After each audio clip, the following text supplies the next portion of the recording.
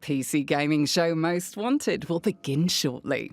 Stay tuned for brand new game trailers, exclusive interviews with game developers, and more exciting announcements as we count down our list of the 25 most anticipated PC games. Please stand by for an important message from the Council Corporation.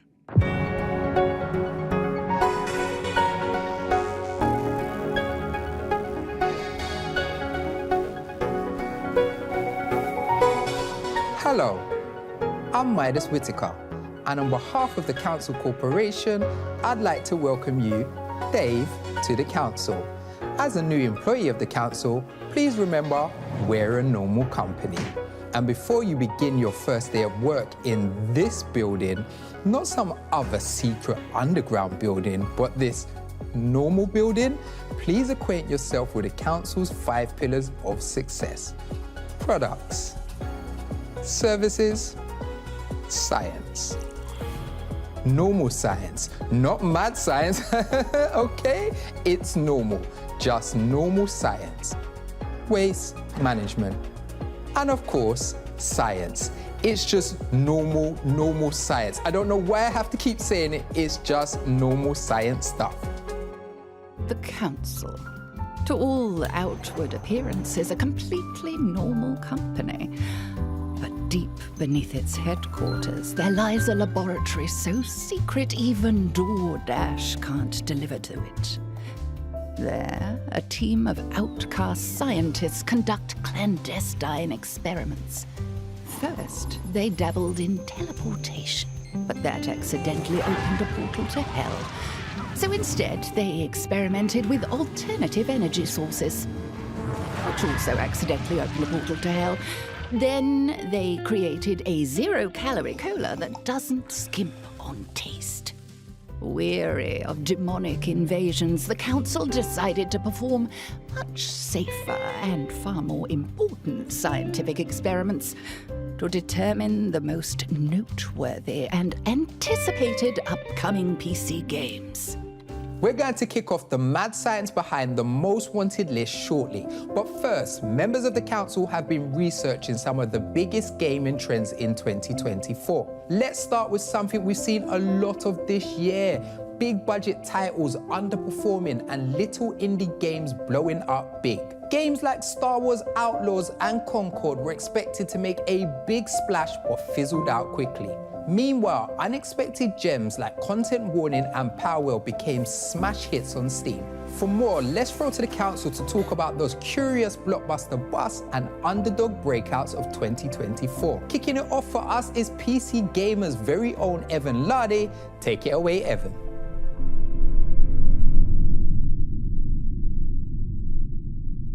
Thanks a lot, Midas. So to me, this is one of the most interesting trends of 2024, and it's been going on for probably a bit longer than that, but it really came into prominence this year. Small games have always been where innovation happens, whether it's Dwarf Fortress or Stardew Valley or Minecraft. There are just so many reasons why one designer programmer can make something that a team of 100 either can't or won't. I think it's funny, the games where you can tell that executives decided to tick boxes thinking it would be the next big thing, even though those trends are late, are the ones that are failing, and the ones that are bringing something new or fresh or kind of retro are the ones that are succeeding. We expect the biggest game publishers in the world to release successful games. They have the biggest budgets, the biggest development time, marketing, all the bells and whistles. But it doesn't always work out that way. Independent developers are roughly on equal footing, or at least as equal footing as they've ever been. This new generation of gamers is more hungry for innovation than before. They don't just want the next big thing, they want a new thing. Helldivers 2 was not a surprise to me as someone who was ready to play that on day one, who played the original game, who played Magicka, who knew what those devs were capable of with co-op and how much they lean into the chaos of it. Team killing and all that, friendly fire. If you leave that on, funny shit is gonna happen. And that's the kind of stuff that, in a boardroom, they'd be like, no. Whether you're AAA or indie, that's sort of the new baseline. We're getting better and better games overall. It's a golden age of sorts. Personally, I'm glad that more people are playing more kinds of games now, and I hope we can all stay curious. Oh wow, we're definitely seeing a resurgence of those classic style games we know and love. Now, in 2023, Japan had a big year in PC gaming with Armored Core 6, the Resident Evil 4 remake, and Like a Dragon Gaiden. But no one was prepared for just how huge 2024 would be for Japanese games. In the first 2 weeks of January alone, Pocket Pair's Power World sold 12 million copies, becoming the second biggest selling Japanese game in Steam history. And that was just the start. Tekken 8, Like a Dragon Infinite Wealth, Persona 3 Reload, Elden Ring Shadow of the Erdtree. I could keep going, but I'm gonna run out of fingers to count on. For more on how Japan is absolutely crushing it on PC, let's take this topic to a few of our council members.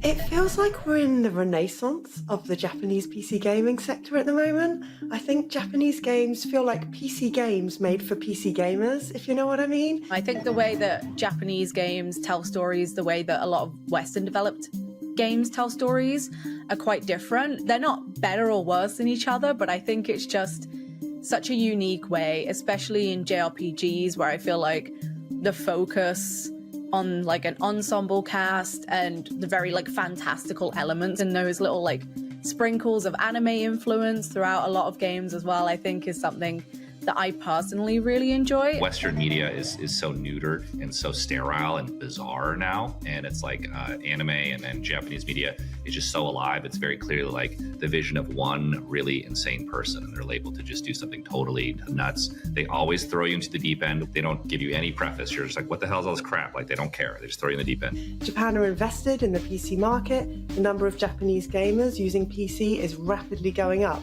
And a lot of older Japanese games have now made their way onto PC recently. There are already a bunch of really exciting Japanese games that are lined up. The Freedom Wars remaster, Monster Hunter Wilds coming in February. You've got Like a Dragon, Pirate Yakuza in Hawaii. That's coming out at the beginning of the year.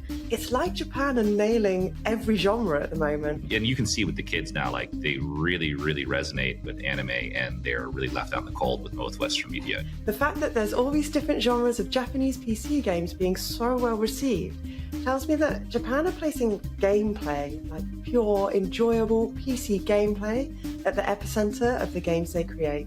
It crafts. When you're hot, you keep shooting hot. Sick. Was that Johnny from Health? Proof that just because you're on tour doesn't mean you can't drop into the PC gaming show to talk about your favorite Japanese games.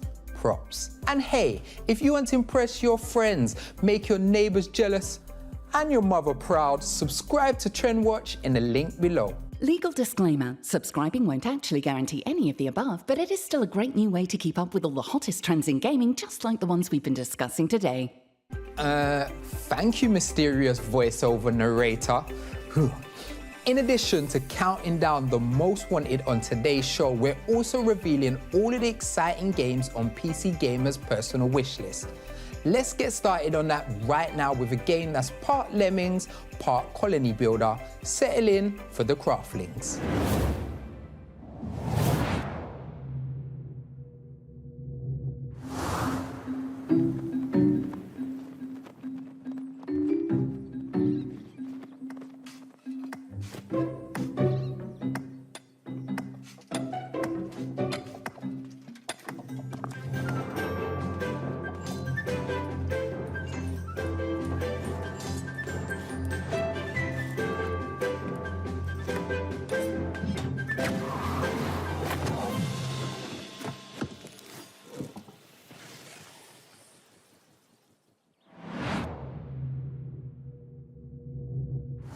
Can simply be anything.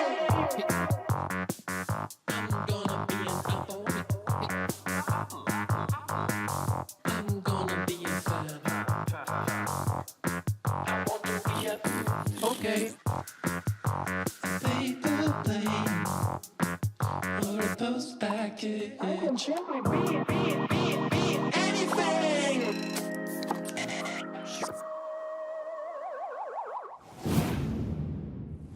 Onto one of the biggest trends in gaming, co-op horror games.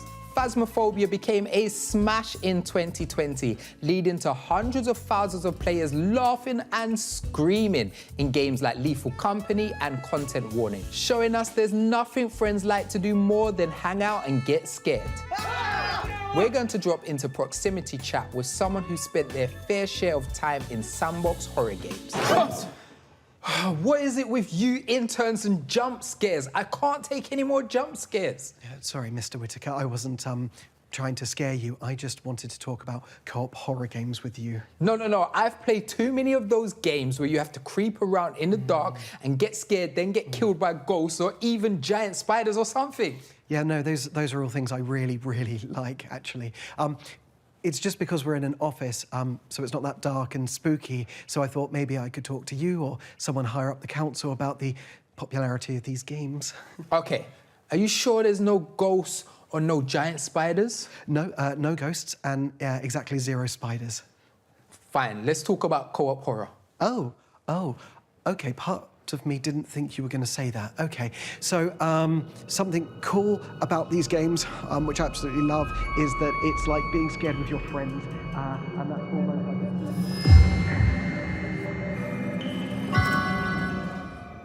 See, there was a spider here.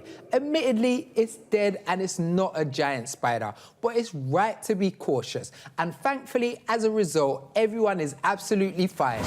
Oh my God, the intern's dead. Midas was right. Ben was dead.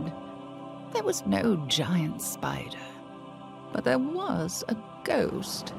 We're stopping the show, right? Because he's literally dead. Midas was dead too. And so was the normal-sized spider, which, as it turns out, was just afraid of Midas as Midas was of it.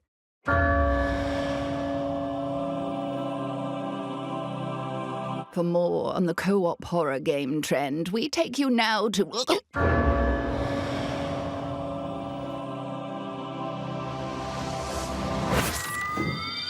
Oh, I've respawned. Hey, I've lost half of my loot, but that's gaming, baby. Me too. Yay. Yes, and so did I. But I lost that super sweet high-level jacket, so I'll probably just head off and start the grind for that again. Before any more ghosts or spiders show up, let's get the council's take on the popularity of co-op horror games.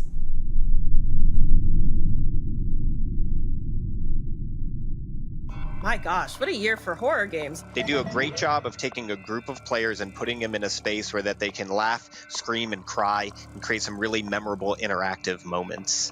You either have to help your friends or skedaddle and leave to survive and still at the same time. There's something to me about these games that is very reminiscent of going through a haunted house with your friends and your family, right? Technically, you know you're safe, but there's times that you really are kind of questioning, like, what's going to happen around that next corner. I think the unique appeal and why they've become so popular is just because of its sandbox nature. They're not that scary.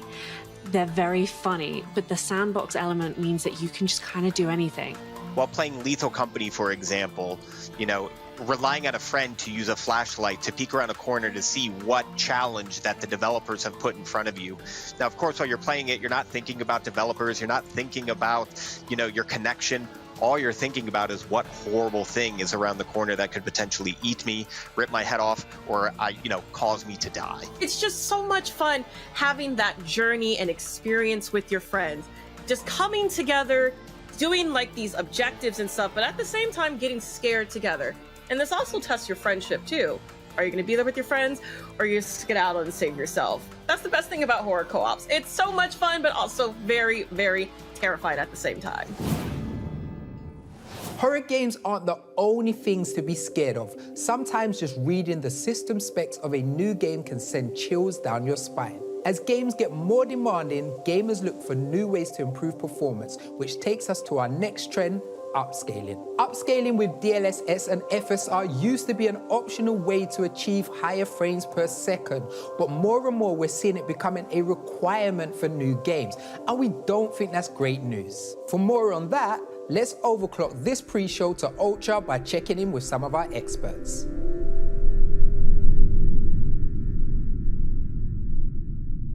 you're having a technological jump with this AI upscaling that allows you to take these frames and blow them up and still make them look good. It makes complete sense that developers are going to use it. It makes complete sense that gamers would want to use it for free performance. It's just the way that it kind of balances out.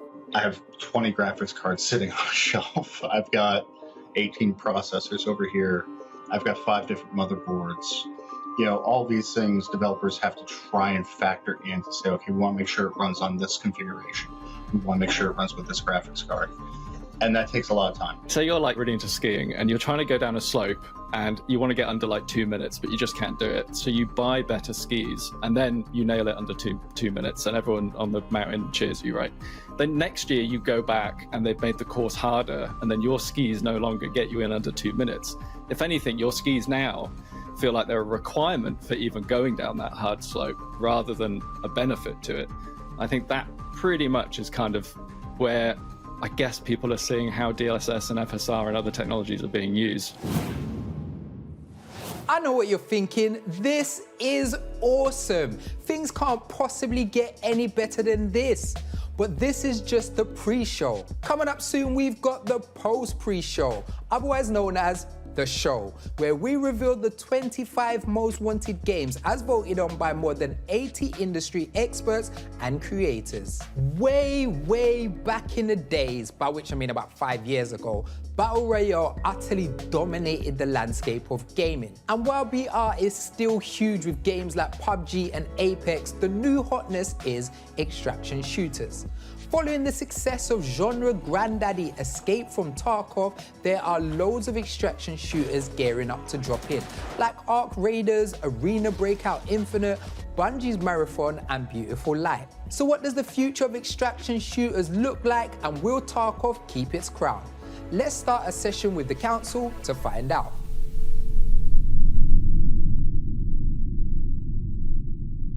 I think something about extraction shooters really kind of tickles the brain for a lot of FPS players, because a lot of people who are playing Battle Royale enjoyed that idea that you kind of hit the ground, you loot a bunch, and you see where you get. I think extraction shooters take that a step further. So it's, you know, you hit the ground, you loot, and then you retreat back to your tiny little bunker. But I also think that having a little bit of tension, having like your loot on the line every time you get into a firefight is something that just really draws people in, and once you're in, it's really got you, you know. We totally understand the concept of losing something, so the challenge of facing that against other players, I think that can just be really addictive. Just that idea of running around and looting stuff. When we talk about extraction shooters, really what we're talking about is Escape from Tarkov, and that is a very specific, well-defined view of how extraction shooters should work. But what I'm really enjoying at the moment is that we start to see slightly different flavors. So Grey Zone Warfare is a little bit more of a kind of like military simulator, a little bit more PvE. I've just played Arc Raiders, which is really exciting, and that's kind of a lot more, you have a lot of movement, it's a third-person game. We're seeing everyone now, as with a multiplayer first-person shooter, you can now kind of pick your flavor a little bit. Well, that's it from me on my cartoonishly large desk. Stay tuned for the PC gaming show Most Wanted, where... Ooh, sorry, getting a phone call. Unknown number, nope. Midas, I'm calling you. Pick up the phone. A little help here? You suddenly feel compelled to answer your phone. I suddenly feel compelled to answer my phone. Midas, at last. Frankie, what's with the phone call? You know I'm digital, not analog. Because I'm in the lab. Well, why is the secret underground lab we built in 2024 filled with outdated equipment from 1976? For the vibes? Anyway, we're getting ready to start the show down here. Did you tell everyone that on the PC Gaming Show Most Wanted, our council of industry experts will share their picks for the 25 most anticipated PC games? I was about to, but I got interrupted by a phone call. I was also about to say we've got interviews, trailers, announcements, and a lot more. And it's all hosted by the one and only Frankie Ward. Frankie, that's you. Oh, right. Yeah, I can't talk. I've got to get the show started. Right. where was I? Oh, of course. Before you lot head down to Frankie in the lab, we've got an exciting trailer for our friends at Husk Rafts. Here is epic spaceflight action shooter Rogue Eclipse.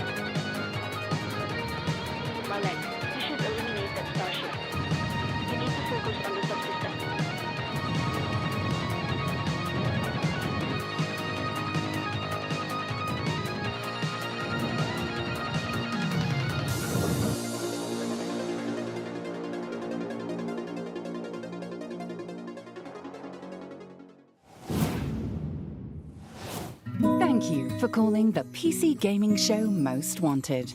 Your games are important to us. For exclusive new trailers, press 1. For in-depth developer interviews, press 2. To speak to a representative, say representative several times at different volumes before giving up.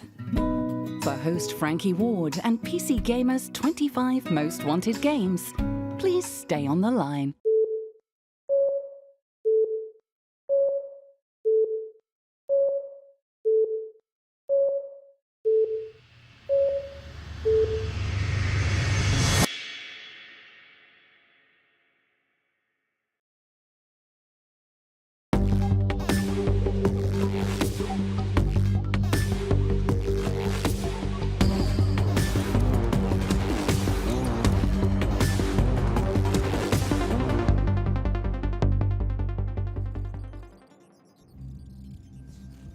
Oh, hello. Welcome to the PC Gaming Show Most Wanted. I am Frankie Ward, broadcasting our show from a top-secret underground lab where the finest scientific minds of our generation are on the brink of an exciting new technological breakthrough, the invention of a numbered list filled with video games.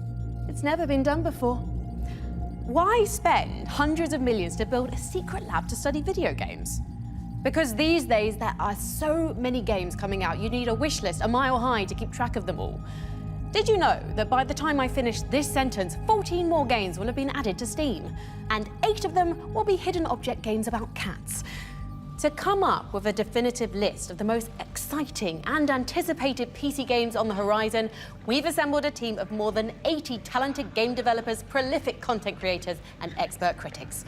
We gave them one assignment: dive into the ocean of upcoming games and catch the biggest and best games worthy of your attention. Today, those 25 scientifically selected games will become PC Gaming's Most Wanted. And, by the way, we've got a lot more than 25 games to show you. We'll also be revealing some of the awesome games on PC Gamer's very own wishlist. Not only that, we travelled far from our secret lab this year to talk directly to game developers at their studios. So we'll be bringing you a behind-the-scenes look at some of the exciting games they're creating. Right, get ready, because our biggest show ever is about to begin. Let's get this show started with our first look at some of the awesome games on the PC Gamer wishlist.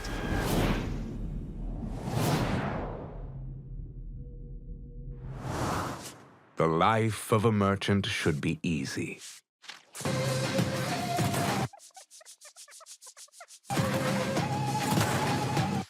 Yours is not. And yet, you want more. You seek wealth. A golden future for your friends. Does your ambition meet no end? Tell me, little merchant, how much can you take?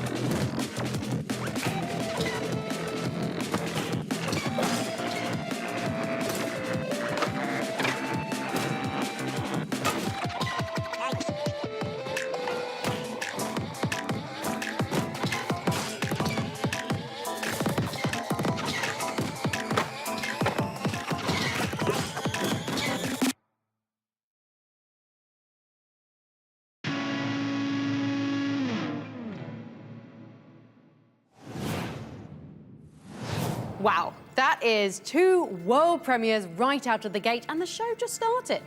This is what we do here, folks, and we don't have any plans to slow down. Good morning, crew. How is everyone doing today? Business as usual, it seems. Pirates inbound! We're out of juice! Hey, Captain. Is this an old friend of yours? That didn't go to plan now, did it? Let's load up and try again. In the shadowy depths of a forgotten laboratory, where gadgets whir and whistle, a not-so-secret society of over 80 gaming luminaries gather for one purpose: to select PC Gamer's list of the top 25 most highly anticipated upcoming PC games. So, who is on this council? I'm Brian Wanya with Tripwire Interactive, and I'm on the council. I'm Anna Demetrio. I'm a content creator and a voice actor, and I'm also a member of the council. Hello, netizens. It is I, Day 9, a member of PC Gamer's Council with a capital C. Hello, gamers. I'm Tanya Short, the lead of Kit Fox Games. I am in my 2nd year in the council. Welcome, gamers. It's me, Die Hard Diva, horror enthusiast, content creator, and your newest member of the council.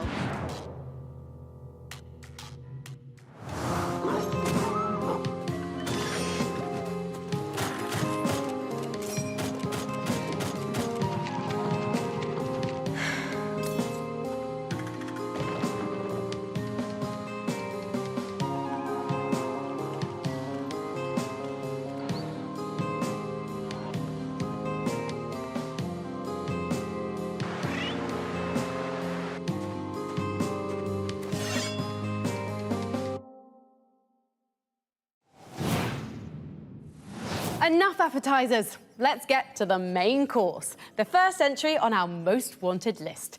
Remember, all the games on our list were selected and voted on by more than 80 industry experts. Here's the council's pick for number 25 of this year's most wanted countdown. Number 25, Judas. It's Dash from Tech Radar Gaming. Back in 2007, BioShock blew everyone away by really pushing the envelope for video game storytelling. Now, Judas, which is coming from BioShock creative director Ken Levine, looks like it's going to do that all over again in 2025. You've got 3 conflicting characters on board a giant crumbling spaceship, where every decision affects the trajectory of the narrative. Which one are you going to side with? Whose ideals do you agree with? These are the kind of questions that I can't wait to sink my teeth into when it arrives. Of course, the story is just part of the picture, as it's also got an absolutely kick-ass art direction too. Everything from the ship's dilapidated halls to its colourful inhabitants just looks incredible. When you throw in legions of terrifying robots to defeat with a combat system that mixes guns and supernatural powers, there's an awful lot to get excited about. Number 24, Killing Floor 3. Hey everyone, I wanted to take a moment and say thank you on behalf of everyone at Tripwire. A massive thank you to our fans, and thank you to PC Gamer. To be included in the 25 most wanted games of 2025 is an absolute honor. We're incredibly excited, flattered, honored. I'm just repeating words now, that's how excited I am. But we're excited and we wanted to say thank you. So we're going to show you an exclusive look at one of our classic Zeds reimagined for Killing Floor 3.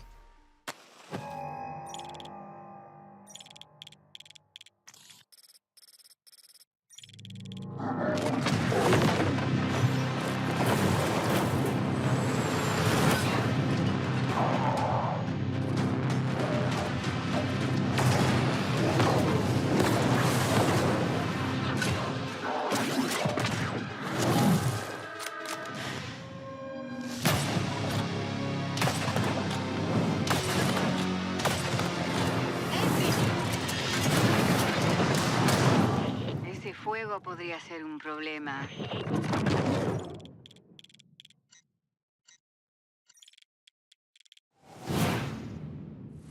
Killing Floor 3 is utter co-op carnage, and I cannot wait to grab my friends and splatter some Zeds. Before we get too deep into our most wanted list, I want to help you keep track of all the great games we're showing you today. Just head to our Steam page at pcgamer.com/wishlist and you'll find every game from today's show. Speaking of lists, let's scroll through PC Gamer's overstuffed wishlist for something new. You've heard that money makes the world go round, and that's triply true in our next game, which mixes up a fantasy city builder, a GOG game, and a real-time strategy, all in the same pot. Here's Gold Adventure Gold.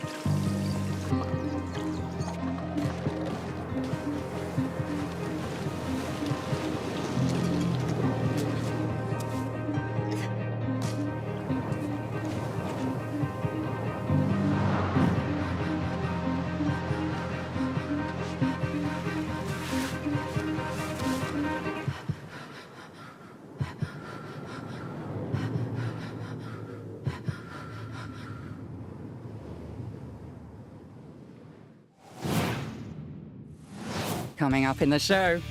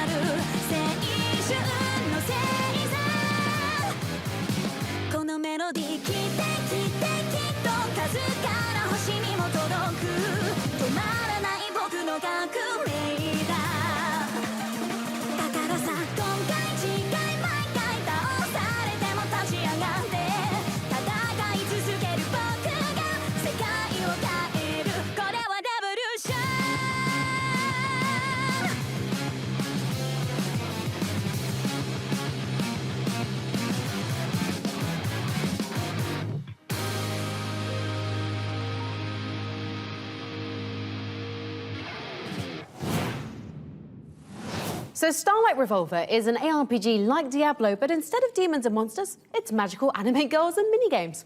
That's going to the top of my list. Up next, you know how they say, take only pictures, leave only footprints when you're going into nature?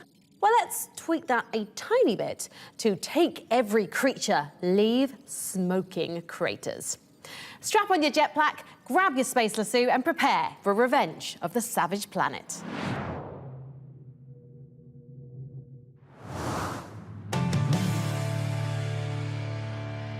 Together, we will get back what they have stolen from us. Kindred will rise again.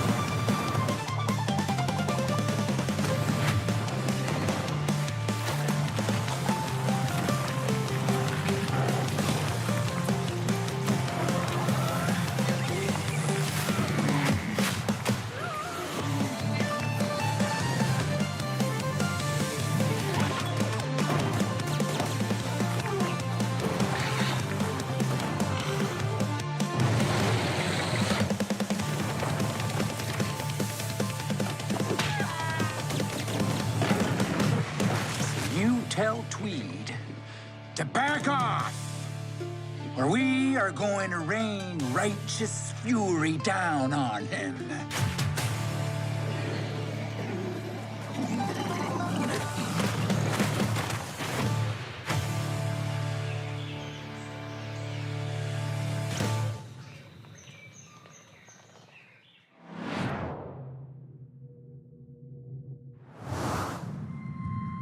And on that day, everything was taken from us.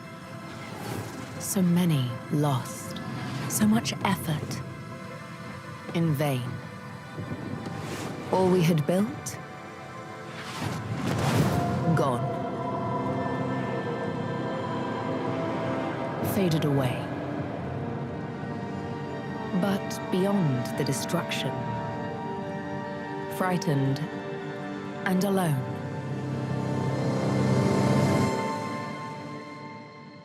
we found each other. Now, together, we're discovering new horizons. Every foundation laid, every spark ignited, every connection made builds something new.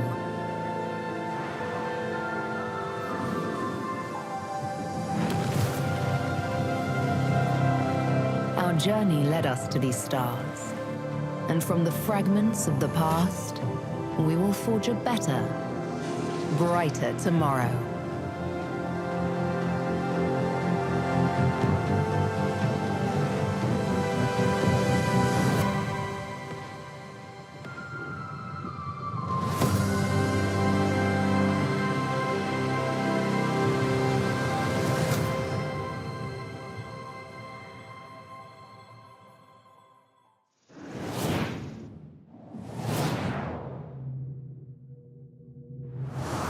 I wake to the warmth of the waxing salt sun, and before I draw breath, it sidewinds to the beetle moon. I muse on my many selves, think on the jewels I've loosened from the lime, and all the myriad forms space and time have lathed me to. I dream of the sky shelf and its cosmic tilt, the movers that ferried strangers across stellar gulfs and toward their numinous ends. The earth falls away to light and dust, and I dream no more. Now we become the specters that peopled the caves of Cud. It's been a long time coming, but well worth the wait. Caves of Cud is one of our favourite roguelikes, and its 1.0 release is out right now. Next up, we've got... Sorry to interrupt, but the Council's deep orbit satellite is picking up a transmission. Looks like it's coming from the planet Draga in the Virgo constellation, 60 light years away. No, wait, scratch that. It's coming from Los Angeles. I've said it before. I'll say it again. That's 2 times I'm going to say it. Beverly Hills Cop refers to Billy Rosewood, not Axel Foley. In fact, Axel Foley says the line, Billy's a Beverly Hills Cop, 1 hour, 14 minutes, and 33 seconds into the first movie. Case closed. Was that streamer, game developer, and PC gaming show host Sean Day9 Plot talking about Beverly Hills Cop? Yes, to all of the above. It should not be legal to call a meal a shrimp feast if it has less than 8 shrimp. That's not a feast. It's not even a fest. Sean? Sean, hello. Oh, Frankie, I didn't see you there. Oh, and disembodied voice of Amelia Tyler. I didn't hear you there either. Hi. Sean, what are you doing exactly? Well, I'm not hosting the PC gaming show Most Wanted this year, so I thought, why not explore other art forms? You know, outside of looking seductively into a camera while I talk about video games. So now you're a movie vlogger and shrimp critic? We prefer the term shrimp journalist. Okay. Will you promise to leave movies and shrimp alone if I let you talk about a video game while looking into a camera? Oh, golly, do you mean it, Dr. Ward? Well, why not? Just make sure the viewers know I'm the star of the show.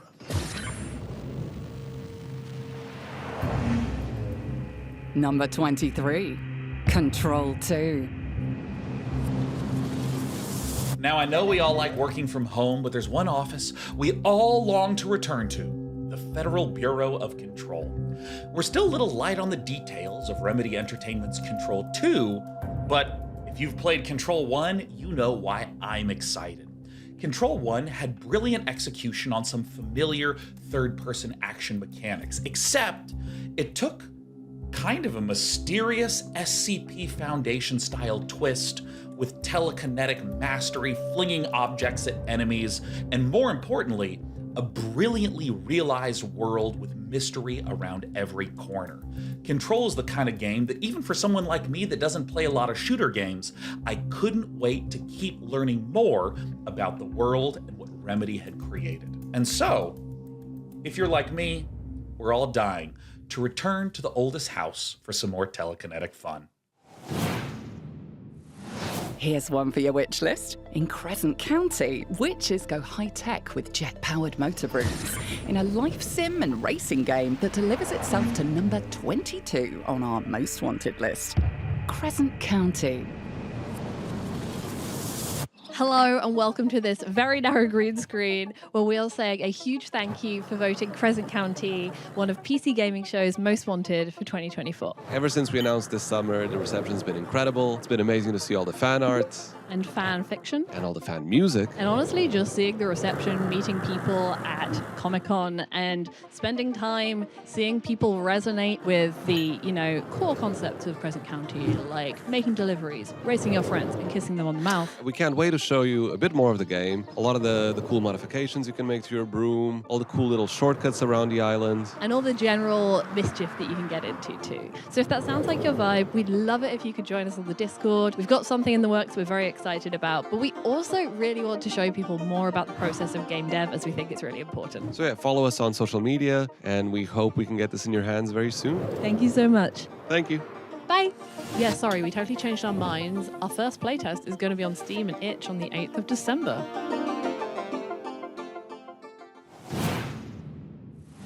One, you're an outlaw.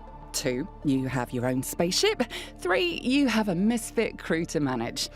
Do I even need to go on? Cyberpunk RPG Citizen Sleufer 2 Starwood Vector rolls a handful of dice and lands at number 21 on our most wanted list.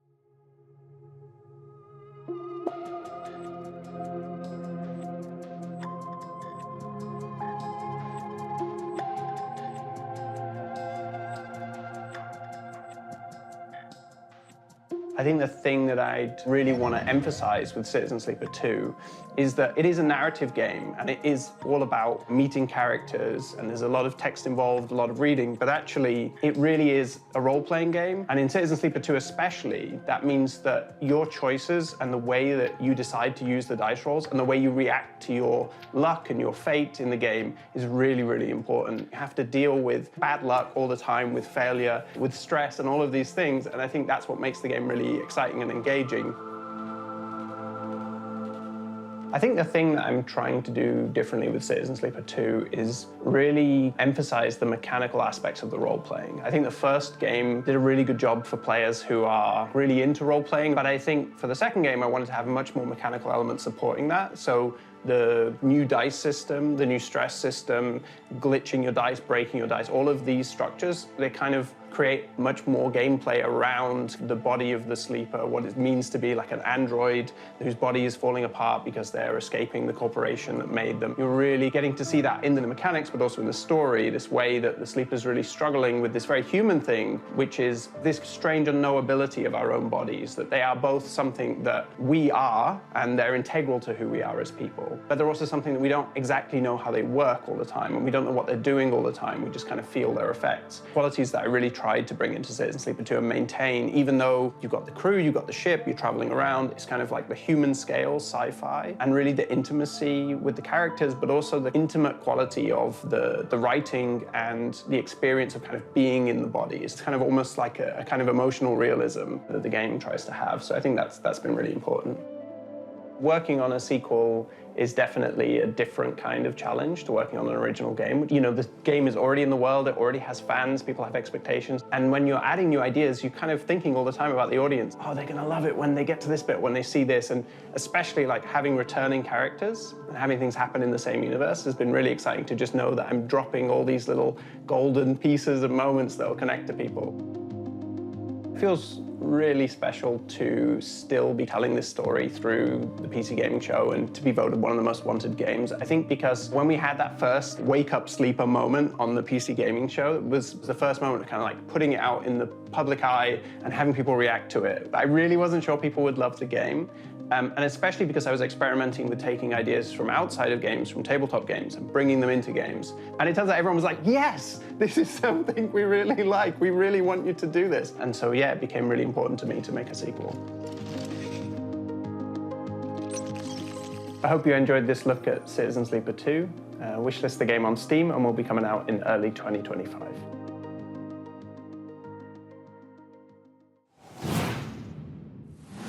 If you're keeping score, we've just revealed our first 5 most wanted games. At number 25, we had Judas. Breaking through with more guns and gore than ever before, it's Killing Floor 3 at number 24.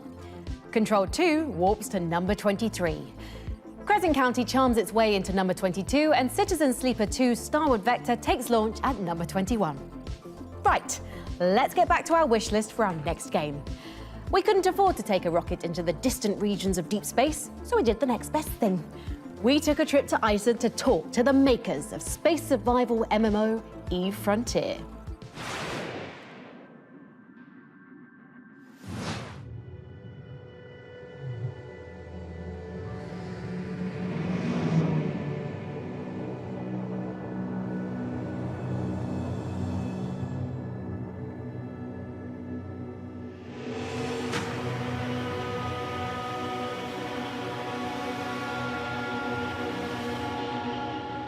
Eve Frontier is a survival game set in space, with a focus on self-reliance, moment-to-moment gameplay, and unlocking third-party development with an inclusive business model.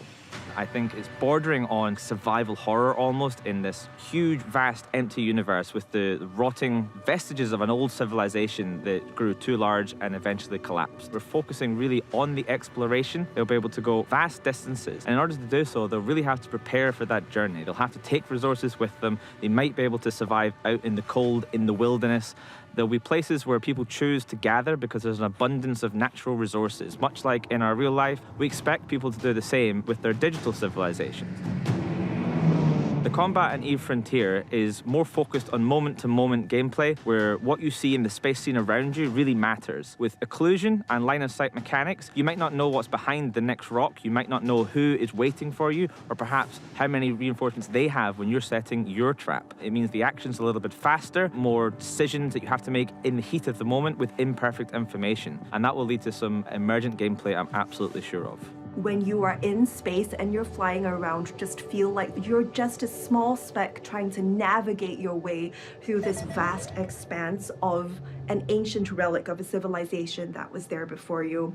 Using blockchain technology also lets us open up this universe to a layer where other players will be able to modify and co-create this universe with us. CCP's always worked with third-party developers. It's part of what makes EVE Online so good at what it does, and we have just taken that and amplified it with Eve Frontier. It's open source, and that means that you can go in and you can program directly into the game with our Smart Assemblies features. Smart Assemblies are structures in space that you as a player will be able to modify using code that you are writing and then deploying onto the blockchain.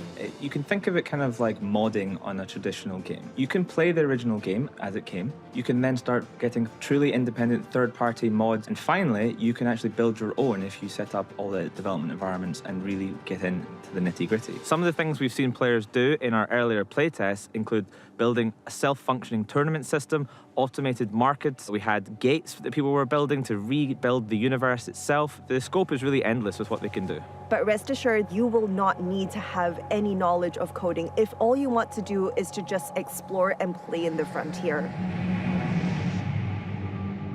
In the frontier, everything is underpinned by digital physics. Very much in the same way that when we're walking around, when we are throwing things, putting glasses on tables, we don't think about how gravity is pulling us down. Within the virtual universe that we're creating together on eFrontier, blockchain is that physics layer that helps us to enshrine these rules to make sure that they are beyond anyone's touching, even ours at CCP. When we were building EVE Online, we decided to build on top of a database. Our choice of a database was hotly contested, at least in this community of people making MMO-like games. And never did we really position the game. EVE Online, the first database game. And we're not really looking to do that with eFrontier either. It is not really a blockchain game, no more than EVE is a database game. We're just being very explicit about it because it is a hot topic and we don't want to hide it away. It does use many stuff. A blockchain is involved, for sure. But it's more about the fact that it is distributed and not centralized. This is more like a peer-to-peer system where everyone can mod the server state in accordance to digital physics we have enshrouded into the world. An example of digital physics could be as simple as item locality. If an item exists, it has a location, it cannot be messed around with. Other examples are that every action has some sort of energy cost. For example, if you've mined an asteroid or you've mined the player who was mining the asteroid with your guns, suddenly you've got resources and that has cost you some sort of energy to do that. It's something that means that you can't just perpetually fly around forever without eventually running out of energy. You will need to stop and do something. That makes the universe feel substantially bigger than infinite free travel, for example. You should be able to observe these rules, and the digital physics are always there, always reliable. You will find that the environments themselves are influenced by these, giving completely different types of gameplay. And this means that there'll be different areas of space that feel very different to play in and have very different effects and resources and threats, of course. Our motto is, we create virtual worlds more meaningful than real life. And EVE Online has been running for more than 22 years now, and it is a virtual world that thousands and thousands of people choose to inhabit and find very real meaning in. We want to build eFrontier such that as time goes on and it becomes more and more decentralized, the people who actually choose to inhabit and find meaning in this virtual world can control it, and to such an extent that it can't be shut off. They choose to be here, they choose to live here in this virtual world, they should have a say in it. And eventually the true long-term goal with open sourcing the Carbon development platform, the ownership of the game itself will essentially reside in the citizens of the frontier. We're really excited for you to join us on the frontier. To get your hands on Founder Access Packs, which are available right now, head on over to efrontier.com.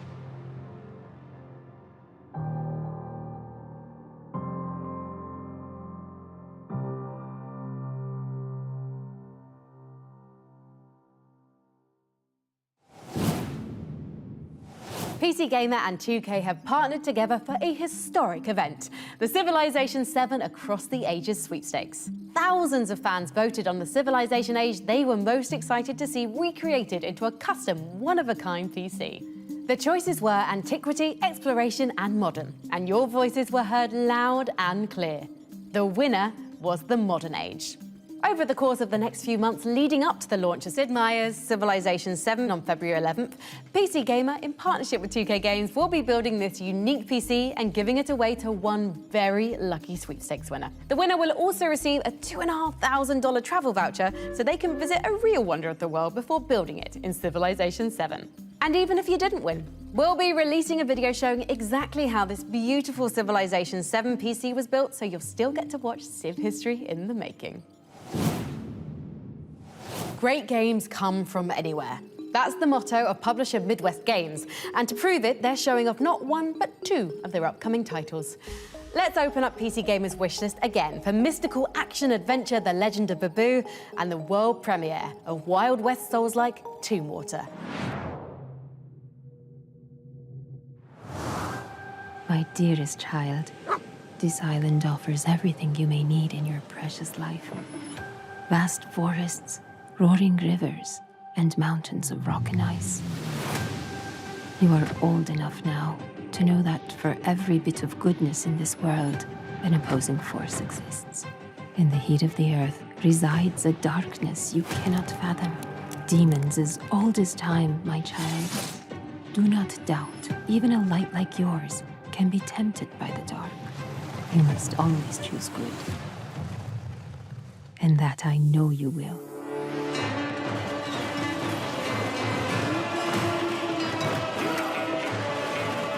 Sepe, be resilient, be resourceful. Be brave, my son. Stay in the light, with Babu by your side. And may the magic of this island protect us all.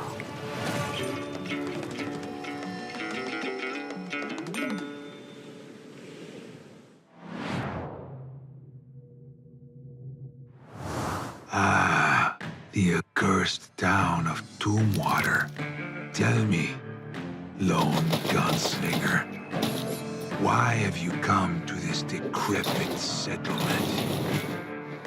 Monsters roam the streets, and horrors lie beneath. There's something sinister in the soil.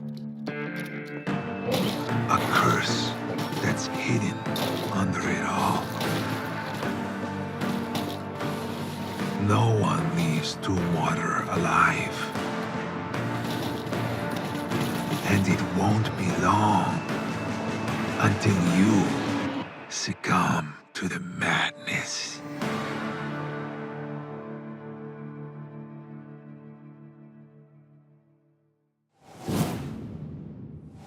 From the American Midwest, we now take you to Amsterdam to catch up with Brendan Green, creator of the most played game on Steam ever, PUBG.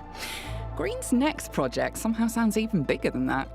He's creating a simulated planet that's the size of an actual planet. Let's head to his studio, PlayerUnknown Productions, to get a little tiny glimpse of the big new world they're building. When I first announced Prologue, I was trying to make a larger open world experience than most people had made. And we found the way to do that using machine learning technology, using natural Earth data to generate these worlds from latent space. And we essentially reinvented how you create these worlds. We have a 3-game plan, and it's about iteration for us. It's starting small with Prologue, which is a prototype of an idea. We'll use early access to build on that and make it into a full product. It allows you to have a new map to play on every time you press play. A large 8x8 map where we have put a simple survival loop, get from one side of the map to the other side of the map with some difficult weather along the way. It's not just raining and moody. It's not just an aesthetic thing. It's not just that the player is cold and wet. Suddenly now, oh wait, mud forms, rivers can go up. If you die, that's it. We're also working on Melba, which is our in-house engine. We're putting this into the hands of the community in something we're calling Preface Undiscovered World. It's a very simple experiment where we have an Earth-scale planet and some simple systems to allow you to explore it. I don't believe in technology developed in vacuum. It's why we have preface, which is more about attacking the scale, so we attack the problem from both ends. Preface, it's already on Steam, so you can go there and download a preface and discover the world. I really want to involve the community early on because this is going to be a 5 or 10 year journey. Prologue will be available on Steam coming in Q2 next year.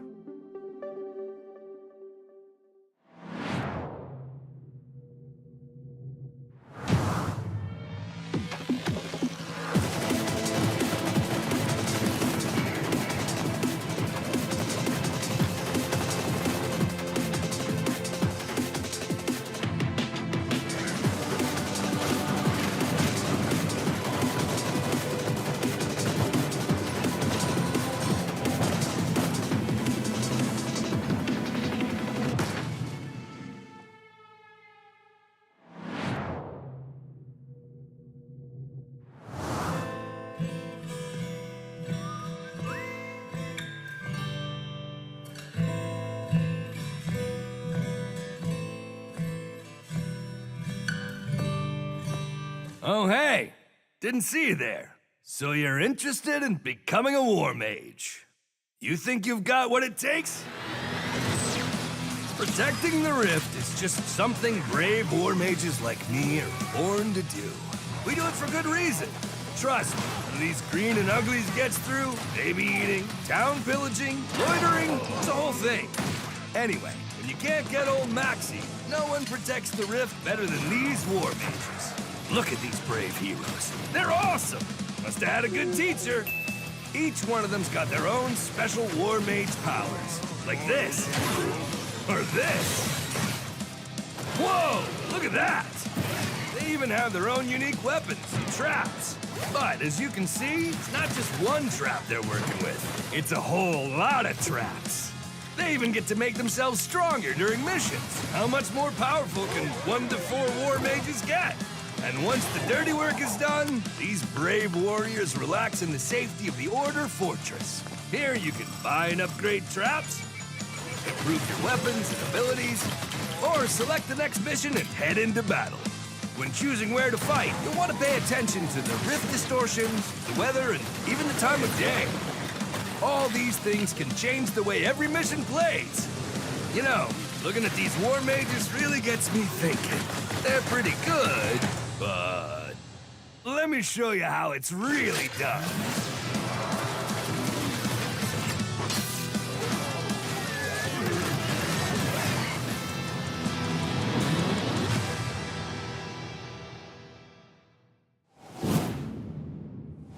That is a lot of orcs. But luckily, you've got loads of new ways to kill them. And this time you can play with up to 4 of your friends. Orcs Must Die Death Trap springs into action in early 2025. Do not go anywhere because we've got a lot more great new games to see as our most wanted countdown continues.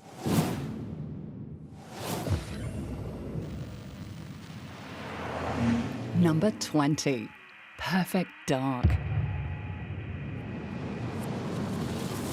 The Perfect Dark gameplay trailer looked amazing, but that's not the only reason I'm excited about it. Look, I'm an old school gamer, so retro N64 GoldenEye is one of my favorite shooters ever. We're talking the characters, the level designs, the missions.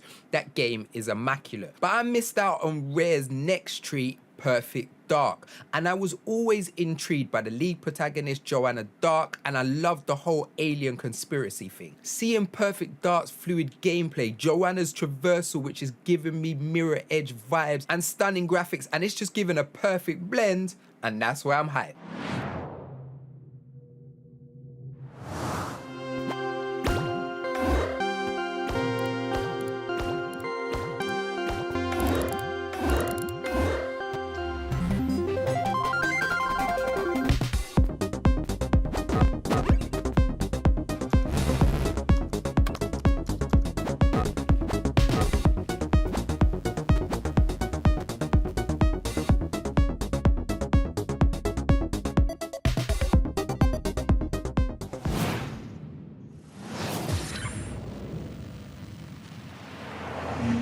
Number 19, this.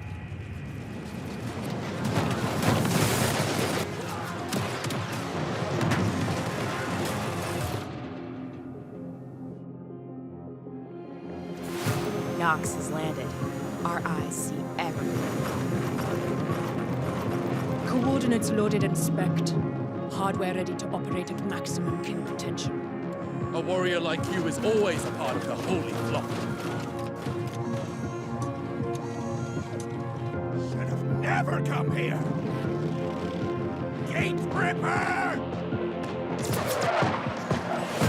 Getting zero! Yeah, I'll help in a sec. Hardware destroyed.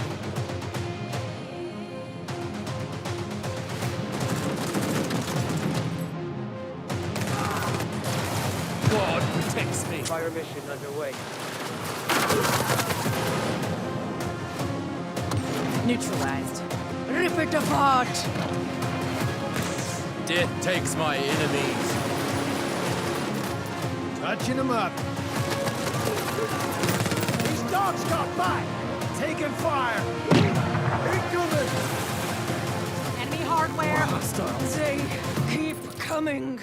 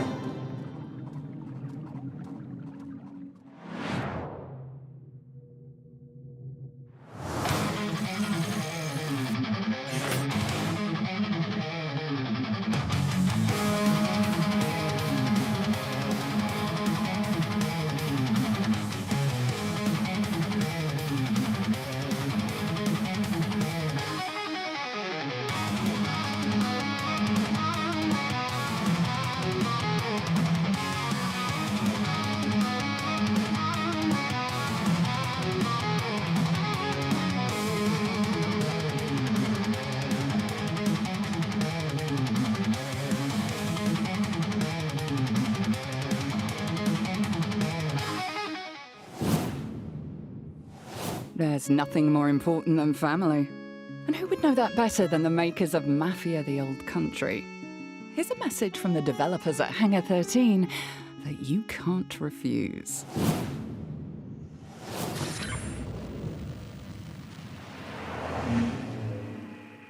Number 18, Mafia: The Old Country.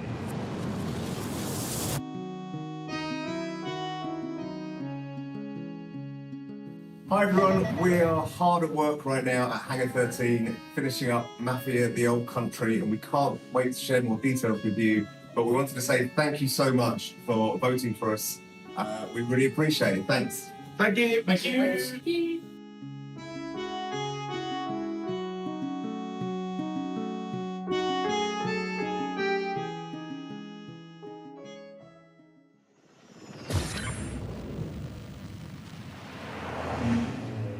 Number 17, Dune Awakening.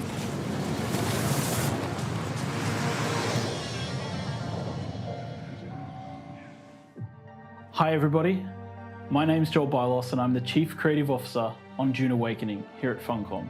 And I'm here to express a heartfelt thank you for us being on your most wanted list. 2024 has been a huge year for Dune. From the movie in the beginning, to our first gameplay reveal in the middle of the year, and now our huge ongoing beta, where thousands of players are battling it out on Arrakis. Now, if you aren't there already, the best way to get in is to go to our website and wishlist Dune Awakening on Steam.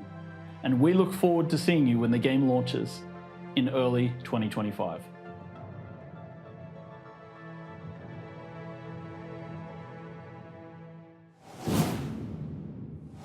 Wow, I have never been so excited about crash landing in a desert. It was lovely to hear from the folks at Funcom, and I am definitely looking forward to exploring Arrakis in 2025. PC Gamer wants to know what you think. And since we can't read your minds, not legally anyway, follow the link on your screen to take the PC Gaming Show viewer survey. Trust me, it's much easier than trying to communicate with us telepathically.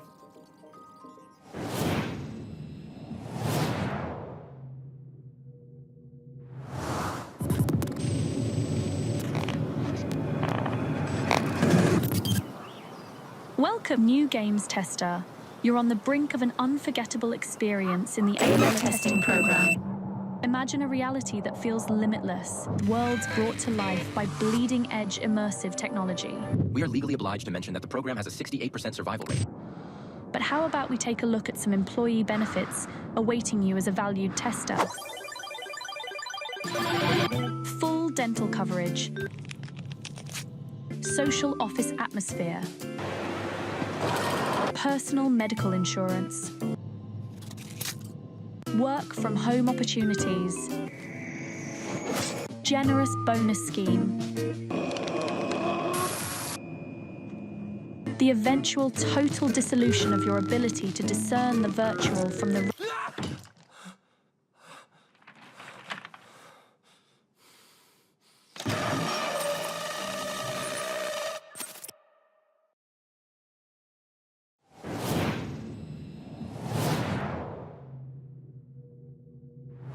Not going to lie to you, this is worse than I expected.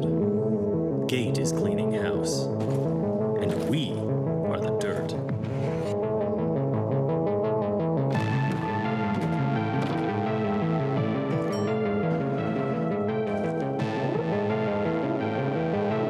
I had no idea that they had gone this far.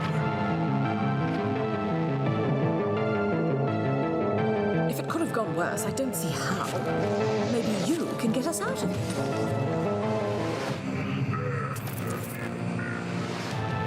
Maybe they overestimate us. Maybe not. This was the last thing I expected, but now we're here. We must do something. I hate to think what will happen if we fail.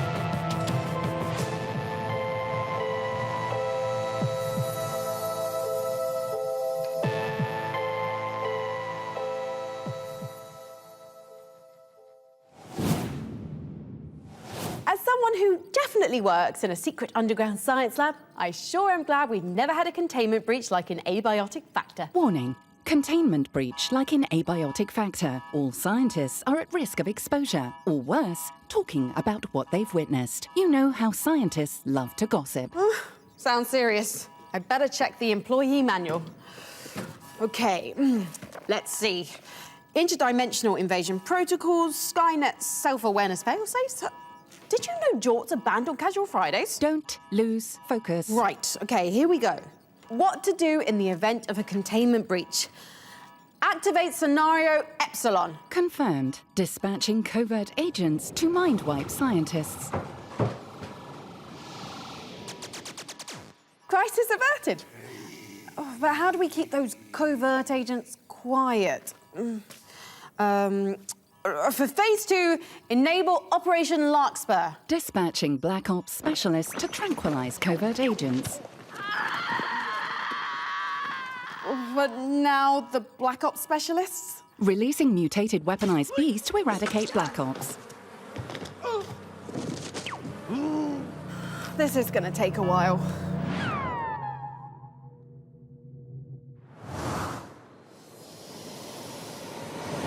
You said escape was impossible, but somehow a test subject got out of the trial environment. But what concerns me is She hasn't tried to escape the facility. But she's here. Somewhere behind the walls. In the ceiling. Planning what is the question. And God help us when we find out. Wait for my word. Be ready. They're gonna pay for what they did to us.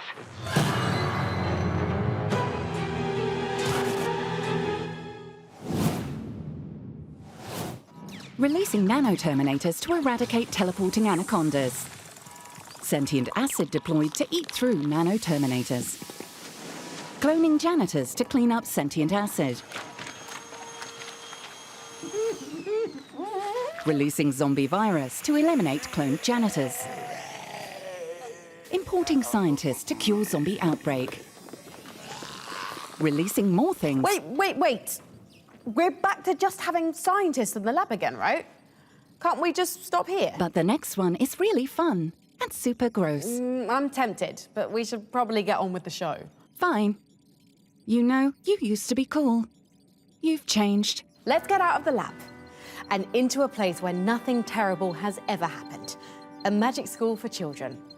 Here is number 16 on our most wanted list.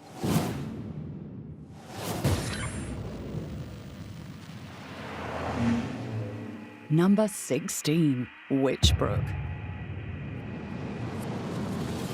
Even though we don't know a huge amount about Witchbrook right now, it is definitely a game worth keeping on your wish list if you love things like Stardew Valley, Potion Permit, any sort of life sim meets social RPG. In this game, we are the resident witch of Mossport, which is the town the game is set in, but instead of just being thrown in with no idea what to do, we enroll in Witchbrook itself, which is this cool, edgy sort of magic college that helps us develop our skills as the resident witch. So during this time, I imagine we'll be learning new spells, just learning how to harness our abilities, all of this fun stuff, while also developing relationships with the town folk to complete little missions, little deliveries, all sorts of stuff that is perfect for anyone who's looking for the next sort of cozy-ish game with a little bit of edge to it. During the relationship stage with these people, we'll also get to do things like go on dates, which is really exciting for anyone who, like me, loves the romantic side of like life sims in general. So we don't know when it's coming out. It's just coming soon at the moment, which does give us a lot of chance to learn a bit more, sort of see some trailers. We've seen a couple screenshots that give it this super cozy autumnal vibe, but yeah, hopefully this is the next cozy game worth keeping an eye on, because it certainly looks that way right now. Coming up, you better make a little extra room on your wish list, because we've got a lot more new games to show you. Take a look.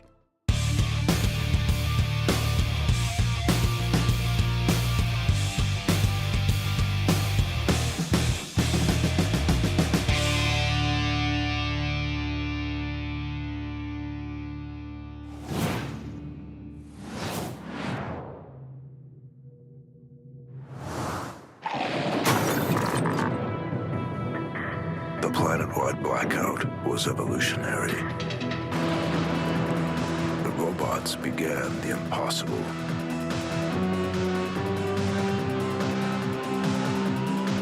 They changed.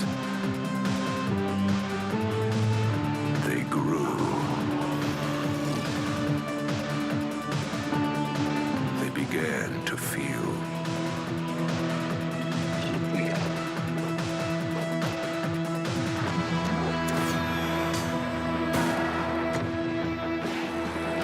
Life has come too quickly to the mechanical shell of human creation.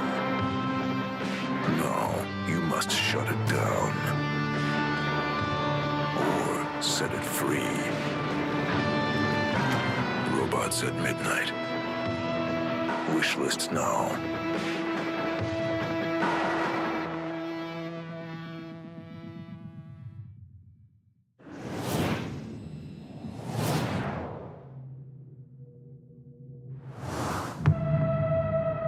What the hell happened to these people? Please! Oh God, help me!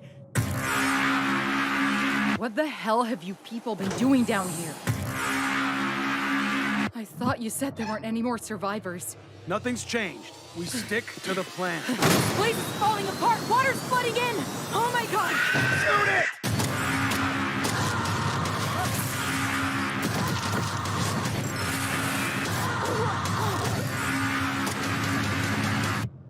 Stay away from the water. They come from the water.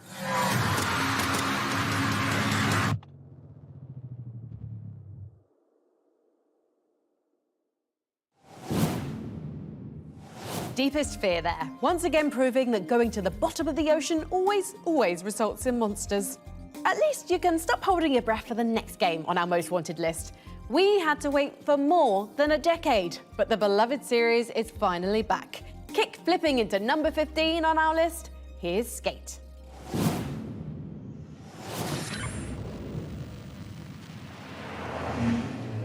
Number 15, Skate.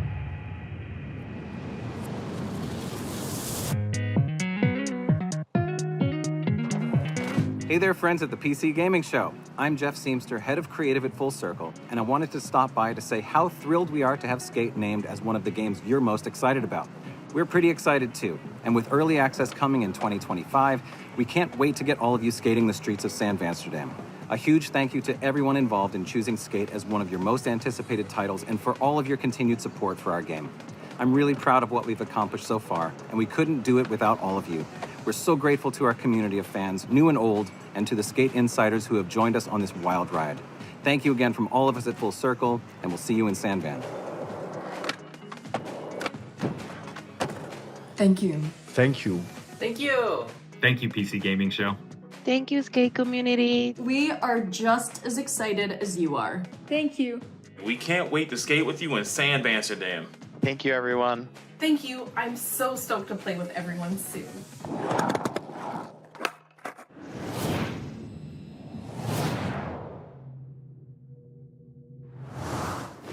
You came to the trials driven by great ambitions. Many challenged you to battle, and several elemental masters, each wielding great power, taught you the secrets of the elements. You think you have seen much, but you have seen nothing. You have yet to set foot in the towering peaks that guard a forsaken castle, a realm under the dominion of the king and queen of turmoil. If you still dream of becoming the wizard of legend, your journey in the trials has only just begun.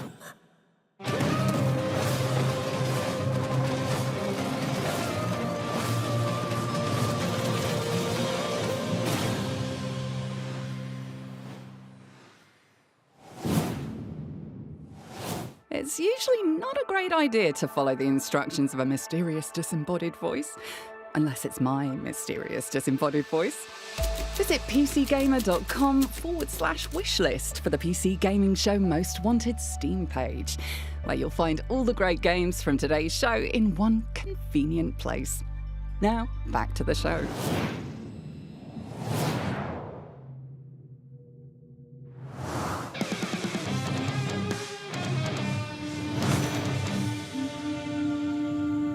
Then fell the mournful mother stone, and then came the invader, bewitched by the mother's song.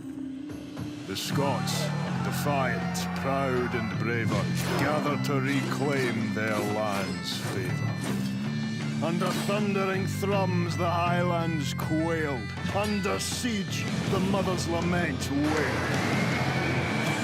When at last the chaos of battle did ring, when at last their freedom they would bring, through blood, fury and bone, their legends would sing, and they would fight the sorrow, while fell the tears of metal.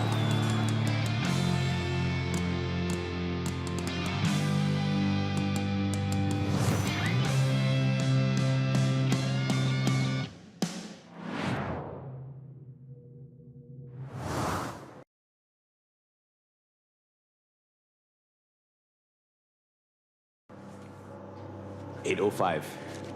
Time to dump the waste. Well, working class Joe, should have taken a different career path. It's all downhill here. Is that tight enough? Yeah. Don't what? They're all parasites. Humanity can do anything. Look what that gave us. I didn't. Well, you did. Otherwise, you wouldn't be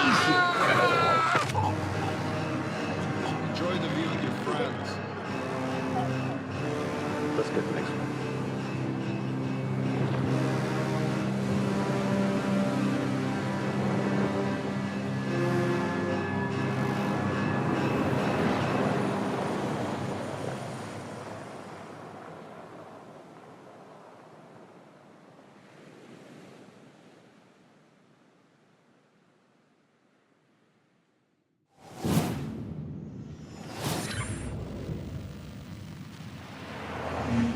Number 14, Project 007.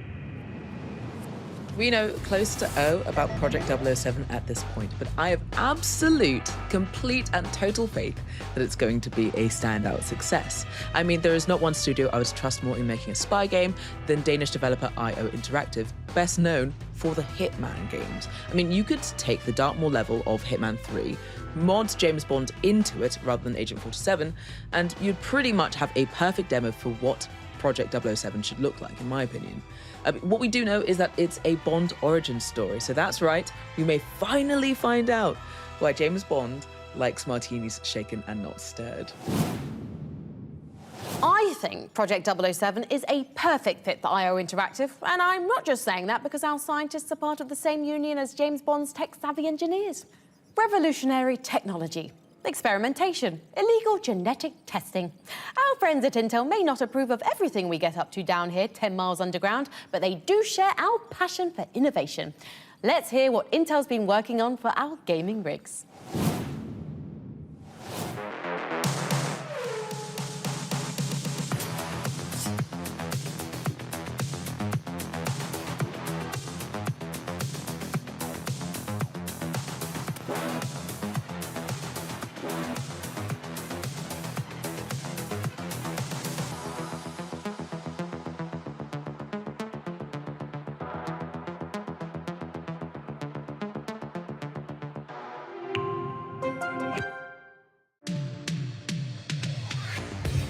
Next, and I'm going to show you just how easy it is to build your very first PC. First thing you're going to need is, of course, your processor. Today we're using the Intel Core i5-14600K, and then you're going to want your cooling for your processor and for your entire build. So we're going air cool for our processor, and we also have our fans, which we're going to be installing in the case.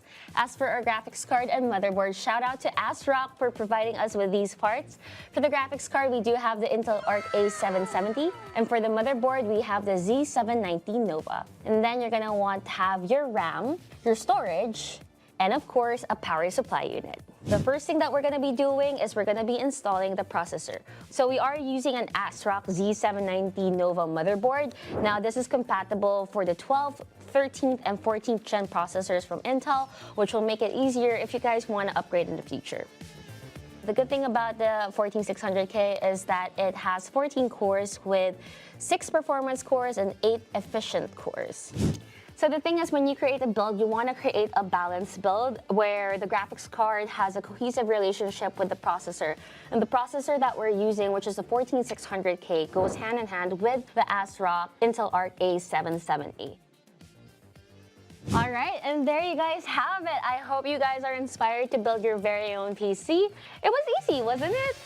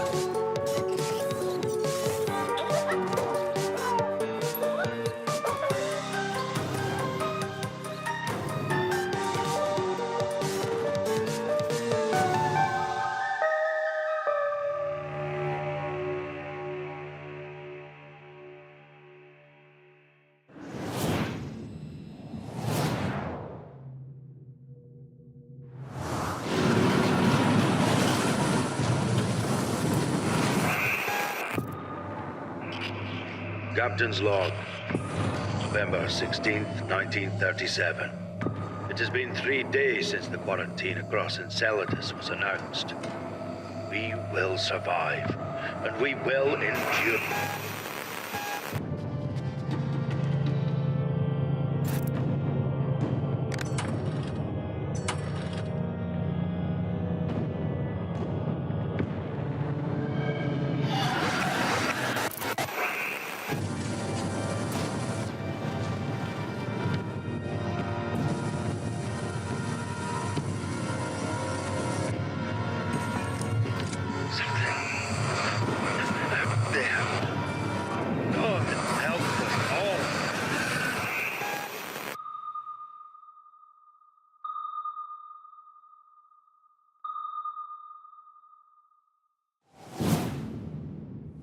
So in Darkwater, something went horribly wrong in an underwater colony?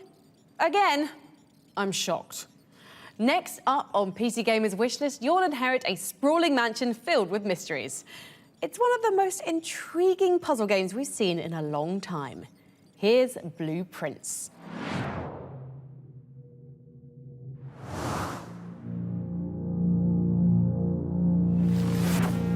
And as it was foretold, I am awakened at the sound of a dropping coin. I suspect you wish me to look into your future.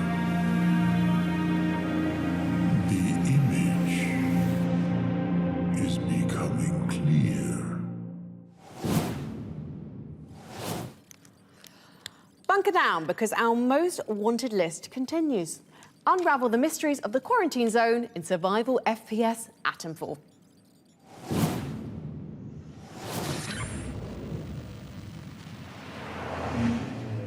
Number 13, Atomfall.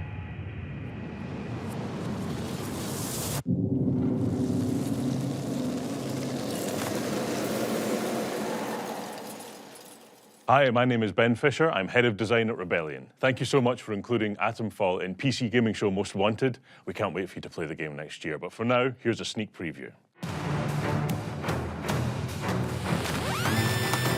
My name's Molly. You got out to trade? I got bits and bobs for sale.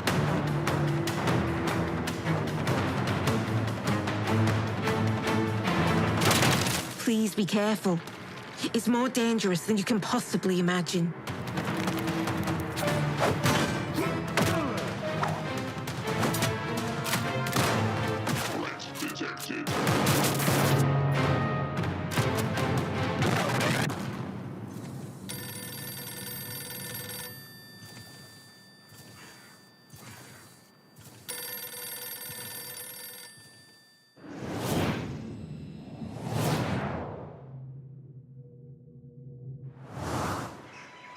Of all the things I've seen, it's in Eric's home it will happen.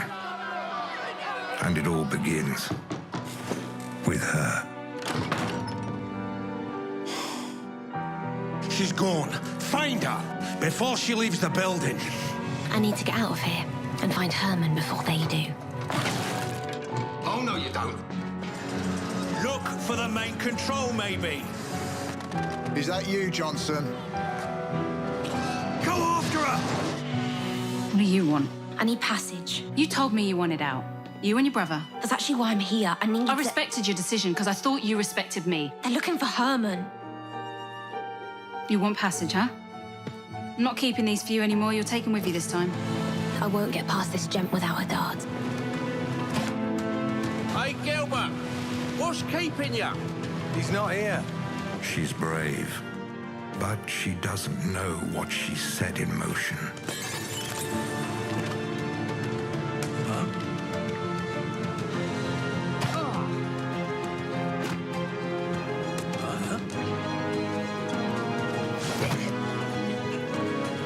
I must find her. I'm all he's got, Alva. He's all I've got. Before he does.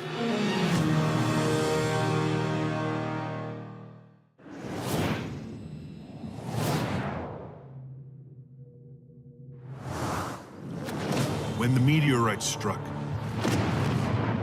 it unleashed a hostile disease, plunging our world into chaos. Now, we stand as guardians, fighting to protect our world and vanquish all who threaten our existence.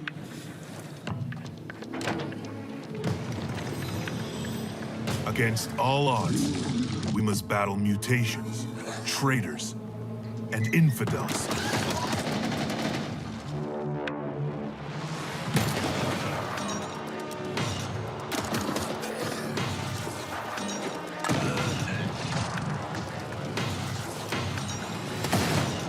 Every victory brings us closer to retaining our freedom.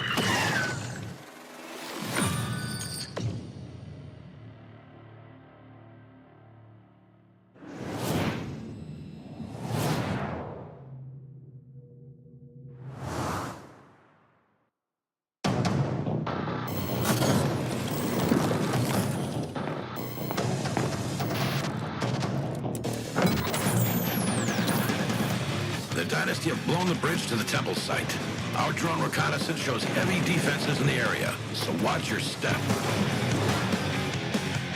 Get some defenses up and give the archaeologists time to work.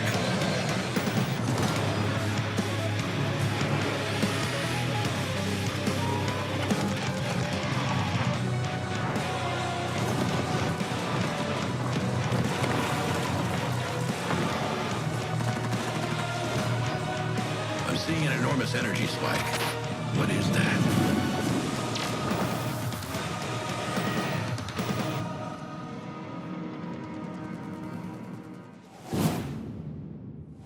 Yes, the glory of 1990s RTS games is still alive in Tempest Rising.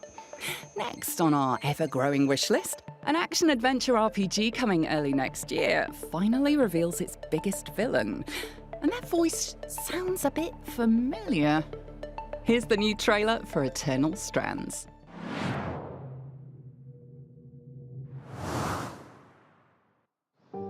All my life, I was dreaming about becoming a point.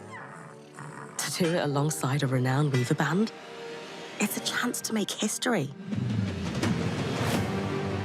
The Surgeborn. They've had us on our back foot for decades. Ever since our people have been in crisis. Our weaver band is here to help. We're ready for anything, no matter what happens. Best to assume the worst. This could mean an all-out war. You sure she's ready for all of this? Your reckless conduct has unleashed an enemy that nearly destroyed us 27 years ago. Let's not lie to each other. I like you. Can't say the feeling's mutual.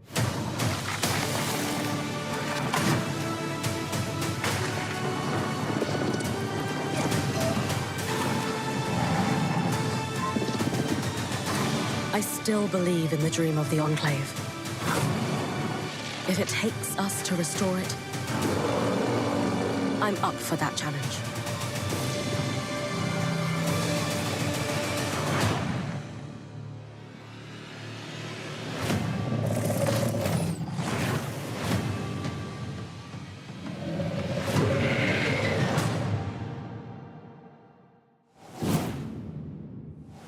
As a totally impartial observer, I think they did a great job casting that role.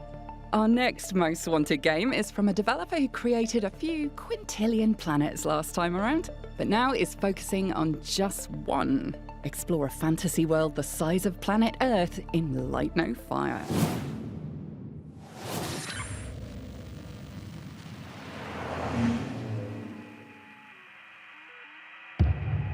Number 12.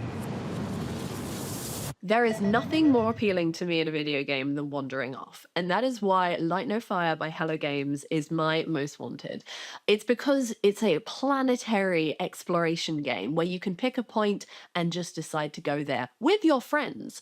Humans are hardwired for exploration. It's why we went and found the Northwest Passage. Unfortunately, we found the Northwest Passage now, and we still are kind of chasing that high. But we can do that in video games, hopefully with less cannibalism.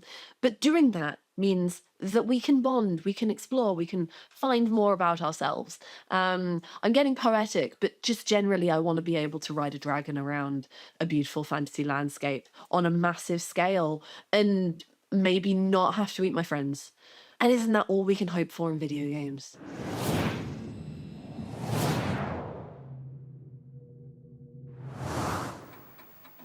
What if Pablo Escobar and the cartels of the 80s had the internet? Welcome to Miami, 1985, where the cartels have more than just guns. In this world, hackers are the cartel's most dangerous weapons. And the biggest cartel's top crew is untouchable. Until now. Okay, Vita, you got 60 minutes before Astra comes back. The electronic crime unit has one chance. 1 hour a day to infiltrate the cartel's supercomputer and take them down from the inside. But the clock is always against you, and one wrong move could blow your cover. In Vice Undercover, no one is who they seem.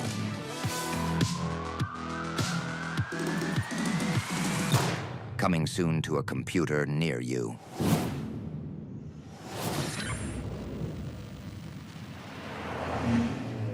Number 11. Metal Gear Solid Delta Snake Eater. I am so excited for Metal Gear Solid Delta Snake Eater, which is a remake of one of my all-time favorite games. I'm so happy that it's gonna bring so many new fans to the series, but it's also gonna please all-time fans like me. I've made 4 games so far and currently working on the 5th one that are inspired by the series. And so you can imagine when I saw the trailers with the amazing graphics and the quality of life improvements, I just got so excited. I replayed the old ones a bunch of times already just to get ready for it. And so I hope you're as excited as I am. It's got director Nakamura, who's been with the series since MGS1, so they know what they're doing and it's gonna be amazing. Once again, you're a one-man army in Metal Gear Solid Delta Snake Eater. Before we move on to our top 10 most wanted, let's check the logbook for a quick recap on everything we've seen so far. Number 20. Perfect Dark. Number 19. Menace. Number 18. Mafia: The Old Country. Number 17. Dune Awakening. Number 16. Witchbrook. Number 15. Skate. Number 14, Project 007. Number 13, Atomfall. Number 12, Light No Fire. Number 11, Metal Gear Solid Delta Snake Eater. Time for some tactical shooting and a fair bit of backstabbing. Next up on our wish list, 3 teams of 4 battle for control of an arena in asymmetrical FPS Alara Prime.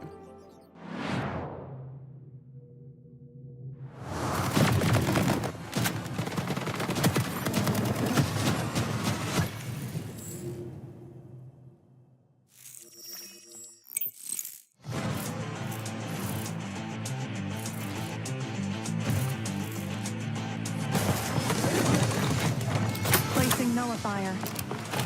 Deploying healing station.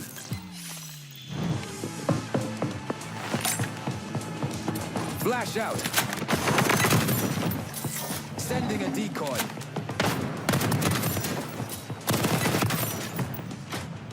Engaging cloaking device.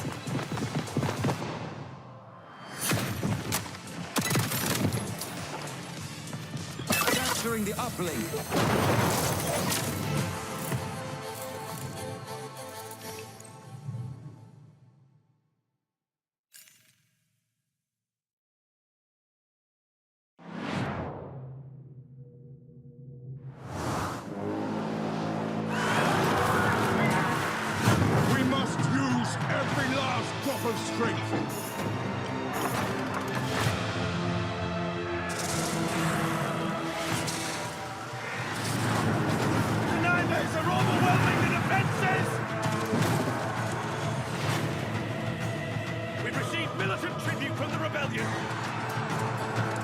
We're here to help you defend this town. I will not fail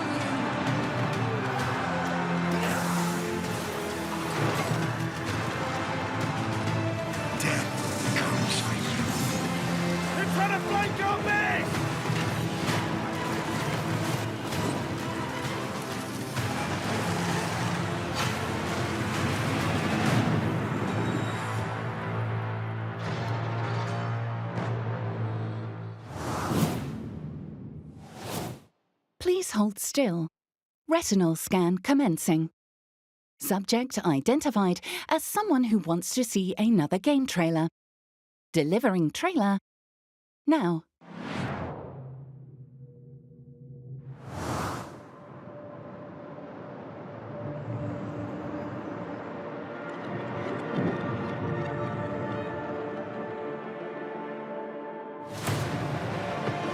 What if all my decisions were right?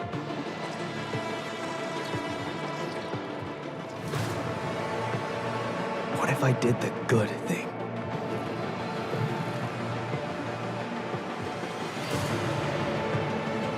What if I don't want to change anything? And what if I was wrong?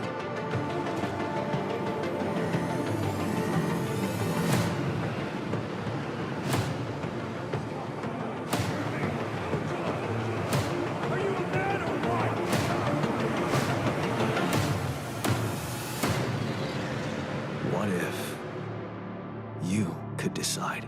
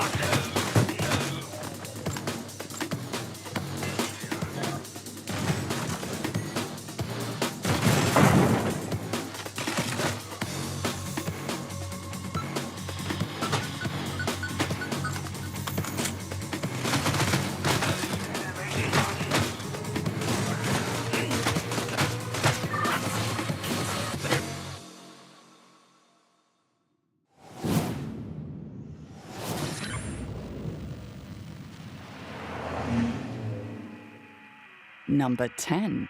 The Thing Remastered. This is Stephen Kick from Night Dive Studios, and we're usually not good about keeping secrets, but... I'm gonna hide this tape when I'm finished. If none of us make it, at least there'll be some kind of a record.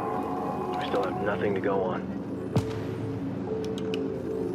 Have you found anyone yet? I just arrived. See if you can find anything that'll give us an idea what happened. Stay the hell away from me, I'm warning you. I need your help. I ain't going nowhere with all those things out there. Kill them, and I'll help get us out of here.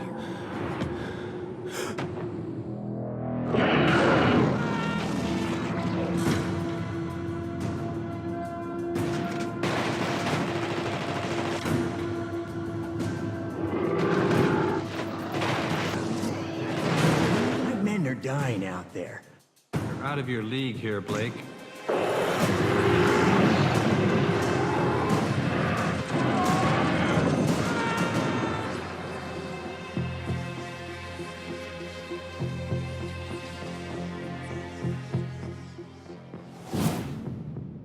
Trust no one. Except for me, obviously. When I tell you The Thing Remastered is out and you can play it right now.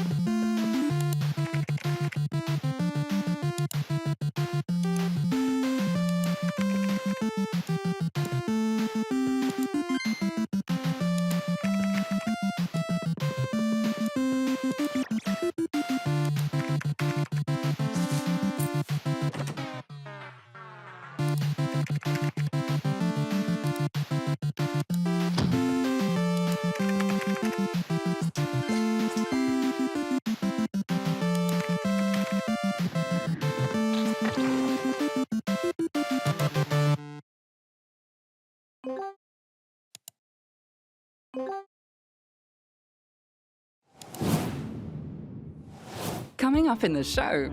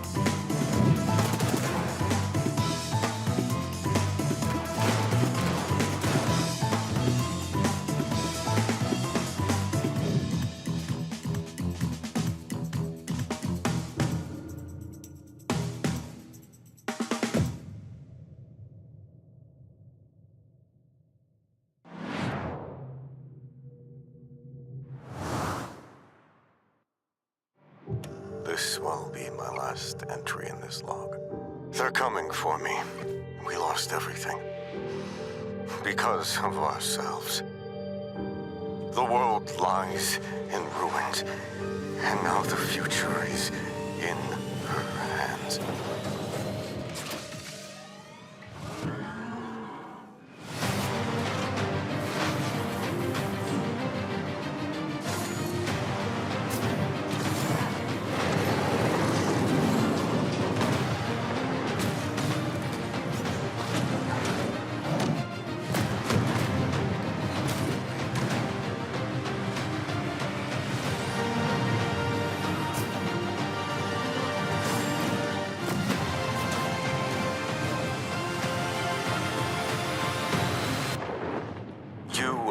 Our last hope, or our last threat.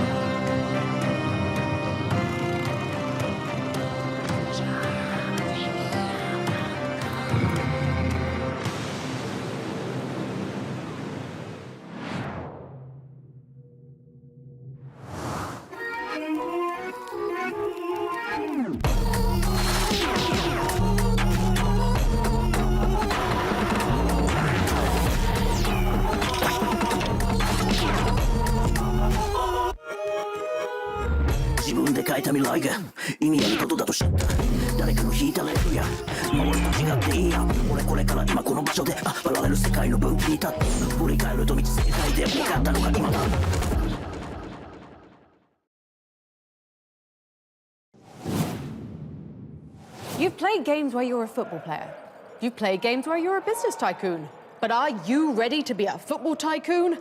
Manage logistics and strategy in real-world cities as you prepare for major football events in the next game on our wish list, Copper City.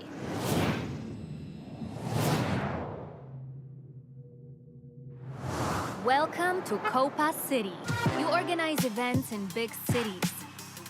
Invite top football clubs and meet their expectations. Promote the event. Pull in fans from all around the world.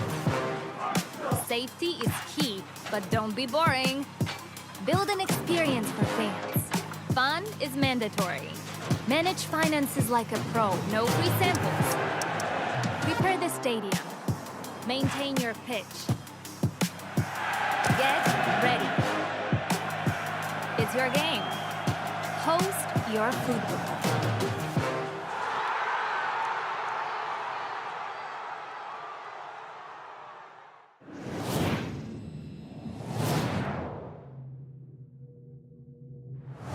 Our story began with a few steadfast companions, a dream and a woodcutter's axe. We built some homes, farmed the land, and soon more people joined. Together, we built something beautiful, a city to be proud of, a city of which tales will be told.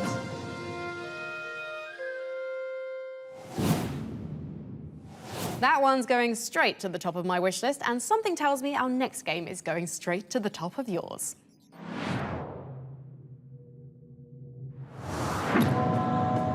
Nossa terra há de parar de queimar hoje.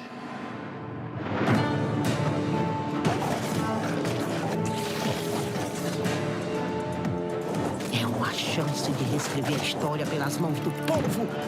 Voltar e voltar até que a nossa versão seja contada. Desista, Jagunço. A força do progresso irá reduzir canudos a pó.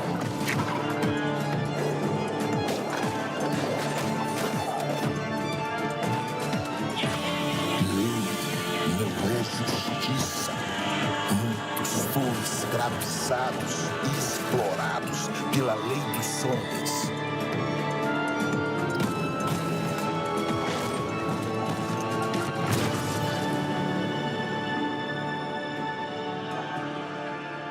Eu vou trazer nosso conselheiro de volta, nem que eu tenha que descer até o quinto dos infernos.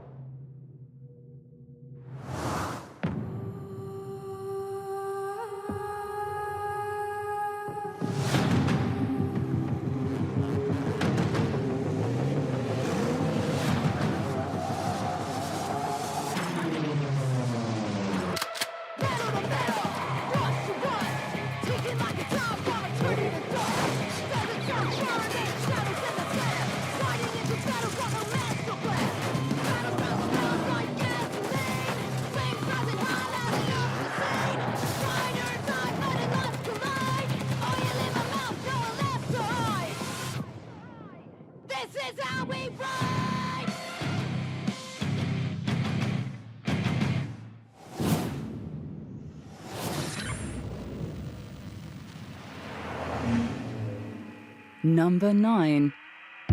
Wonder Stop. Hi, my name's Davey Reedon, and along with the rest of the team at Ivy Road, I've been creating Wander Stop, a narrative cozy game about making tea. You'll play as a former tournament fighter named Alta, who has to put her past aside in order to tend a charming shop and brew tea for its various customers. Years ago, I wrote and directed The Stanley Parable and The Beginner's Guide, and after finishing those games, I was unbelievably burnt out. Like, I seriously thought I might never write another narrative for games ever again. And so I decided that I wanted to make a cozy game, something simple and peaceful that could heal me and restore balance to my life. And I discovered very quickly that I didn't actually know how to design a cozy game. And so suddenly the stress was piling on exactly the same as before. Something had to change. And so very slowly, piece by piece, I began taking elements of my burnout and my feelings of hopelessness, and I just put them right into the game's narrative. And then suddenly the coziness became this really interesting creative constraint. Like, how do you tell a really unpleasant, uncomfortable story in a format designed around comfort? Typically in games like this, the protagonist is cheerfully excited to do the work. And so what if instead our protagonist absolutely did not want to be here? If she was broken and beaten down and starving for answers, could this charming little environment help heal her? And this became super interesting to me because that's what I had wanted. I had wanted to just do some pleasant work and then become all better. But healing is way more complicated than that. Healing is messy and it's bitter, and I want to know how to do it. I want to believe it's possible to leave your old self behind and become someone new, someone better than I am, someone more capable of rest and calm and inner peace. But God, it's so hard to do.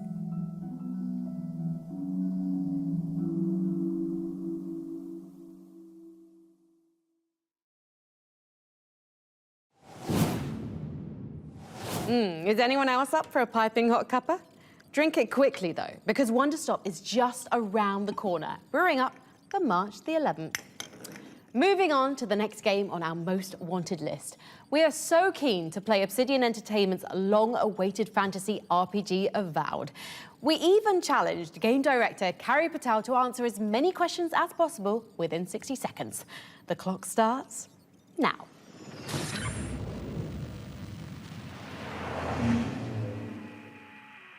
Number 8, Avowed. My name is Carrie Patel. I'm the game director of Avowed, and I'm about to answer some rapid-fire questions. All right, let's get into it. Carrie, what's the best thing about being a godlike in Avowed? Getting some sick facial fronds. Isn't there an awful lot of dying for this being the living lands? If you're playing it right, yes, but hopefully it's not happening to you. Can you tell me what difficulty options players are going to have in Avowed? You'll get a range similar to what we offered in Pillars of Eternity and Deadfire, which is pretty broad. So if you had to pick, what are the best weapons to dual wield? Dual pistols.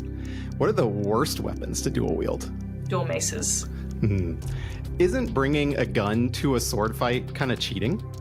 Not when you have to reload after each shot. It's pretty balanced. What about bringing a wand to a sword fight or a gunfight? Just make sure you've got Arcane Veil. Did any of Deadfire's sea shanties make it in as Easter eggs? Well, you'll have to explore and find out. What's your favorite magic item if you had to pick just one? There is a Draconic Charm that's pretty helpful. Carrie, when and where can I play Avowed? You can play Avowed on February 18th, and you can wishlist Avowed right now on Xbox consoles, PC, and Steam.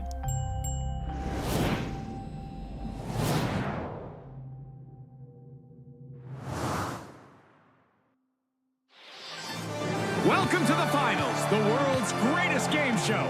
It's showtime!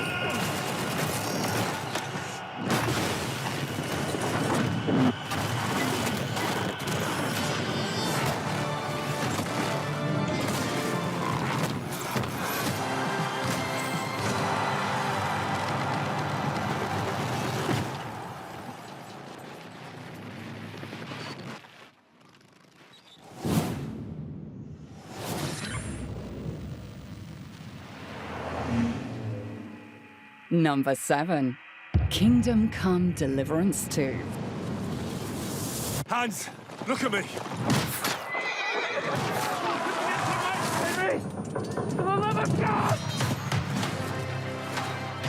My boy, war is a nasty business. And it is better to have your head on your neck and your foe on his knees than the other way around.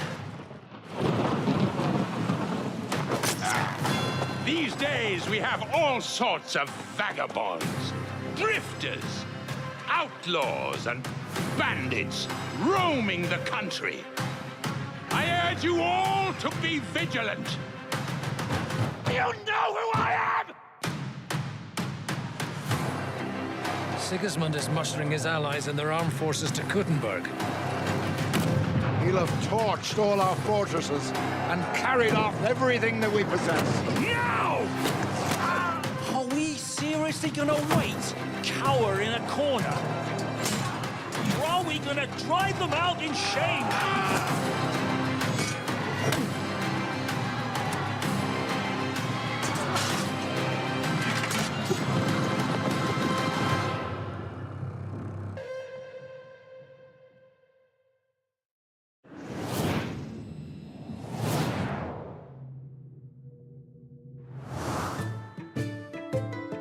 You look like you're new to Rosewall.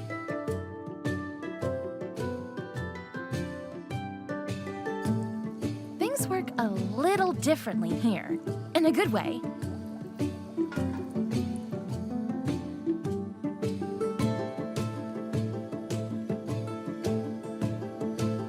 There's lots of buying and selling going on, of course. Food, tools, clothes, whatever that is. You can make all kinds of stuff. Gotta hire the right folks, too.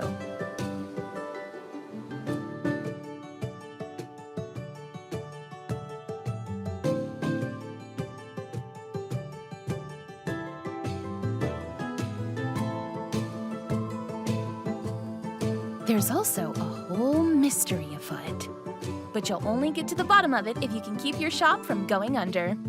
Good luck!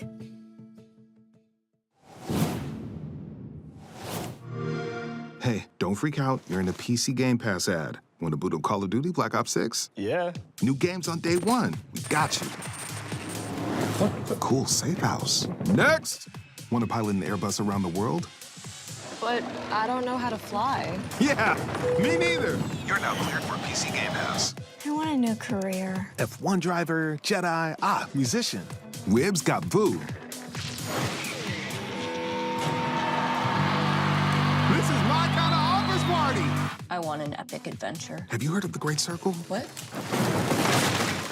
We got you. I'm traveling the world? Hold on to your hat. Who's next? I want to play with all the League of Legends champions. Riot benefits. Say less. We got you.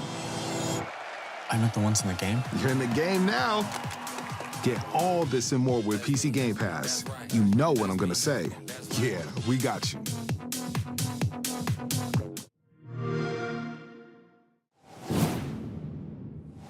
Want to access PC Game Pass right now? We are giving away 1,000 free codes so you can check out everything Game Pass has to offer for free. For a chance to win, just visit the link below.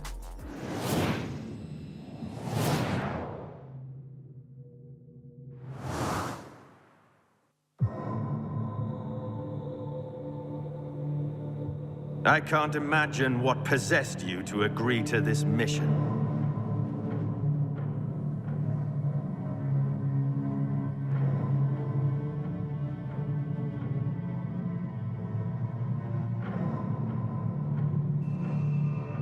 As for the answers you seek, I can only set you on the path.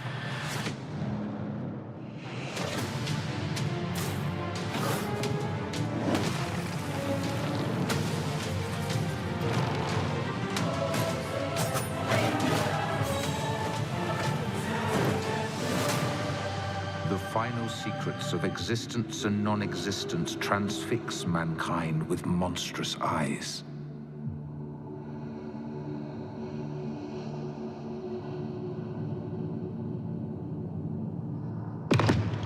We are to witness the divine, you and I.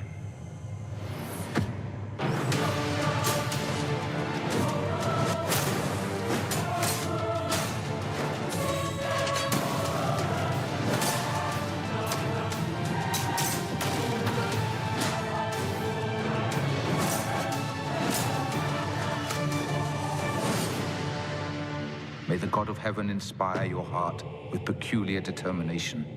Come the day that you must face the truth of our world.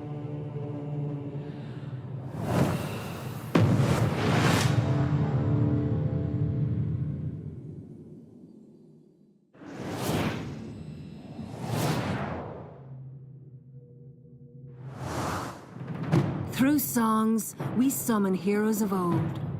honored or cursed. We are wardens of the she, gatekeepers of the other world. We are bards, druids, warriors. We are Fianna.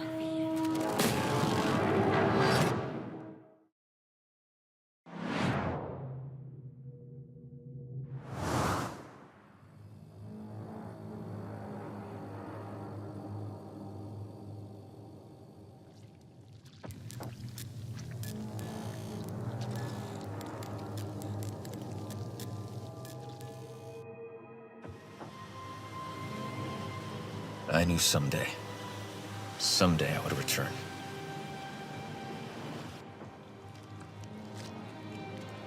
But this place, this oasis,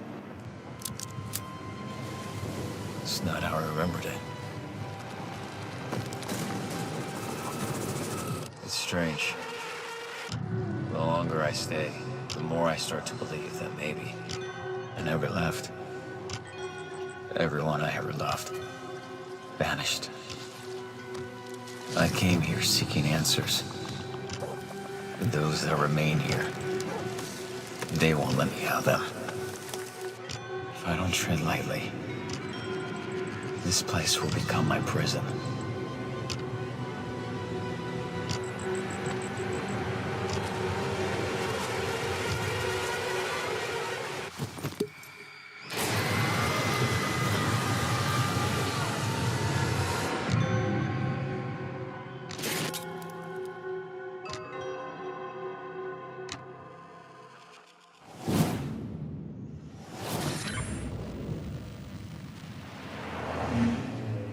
Number 6, Death Stranding 2 on the beach. Let's talk about Death Stranding 2 on the beach, because I'm not ready. And I think that's the point. Like, do I have much patience for auteur worship? No, I don't. But do I have a favourite guy in the whole world? Yes, I do. It's Hideo Kojima. Like, whatever he's putting down, I'm picking it up. I am tangling myself in the strands. Let's do it. Because have you seen this footage? What is happening in this game? We've got a little man now that you can wear on hanging off your belt, and he's like a little puppet, and he talks, and he's moving at a different frame rate to everyone else. There's a guy whose electric guitar is a weapon that shoots lightning at people. Like, come on, let's go. I just have to know more, and I have to fight the fight and wave the flag for weirdness in game dev when everything is so homogenous. Kojima Productions are out there just bombastic, massive swing storytelling and high concept world stuff that's like, just there isn't anything else like it. So yes, I am most excited for Death Stranding 2 on the beach coming out in 2025. We are this close to reaching the top 5, people. But first, a quick recap of the most wanted games we just revealed. At number 10, the restoration of a 2002 horror classic, The Thing Remastered, which is out right now. Percolating at number 9 is cozy tea shop sim Wonderstop, while Obsidian's fantasy RPG Avowed cast a spell at number 8. Kingdom Come Deliverance 2 galloped into the 7th slot, and Death Stranding 2 on the beach bridges the gap at number 6. There are only 5 more games left, so let's get... You feel an unmistakable urge to take a break from the most wanted list. I have this strange urge to take a break from the show right now. You feel a powerful compulsion to open the company checkbook and write a bonus check for the show's narrator, Amelia Tyler. Amelia is doing such a great job narrating the show. I think I'll write her a bonus check. The amount is 10 great British pounds. I'll give her a bonus of 10... What? Look, Amelia, I've got to say, you are in complete control of the narrative here. You could ask for way more than £10. The amount is 12 pounds. Okay, that is a little better, but it could be a lot more, seriously. You feel an intense longing to mail this check at your earliest convenience. I could mail it right now. Maybe this weekend, if it's not too much trouble. I will mail your £12 this weekend. you feel a compelling urge to return back to the show and tell the audience nothing.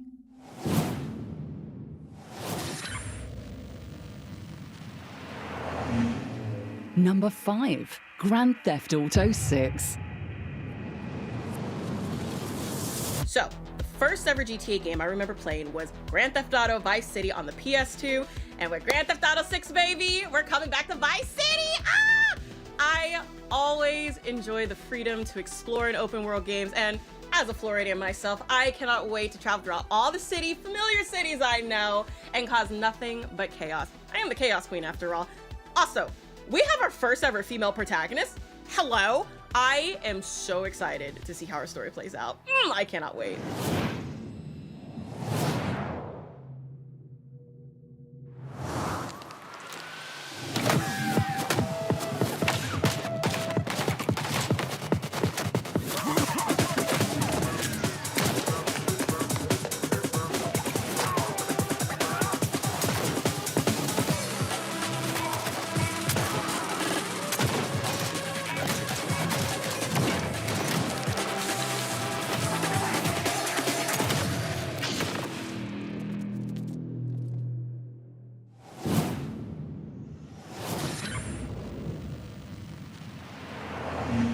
Number 4, Slay the Spire 2.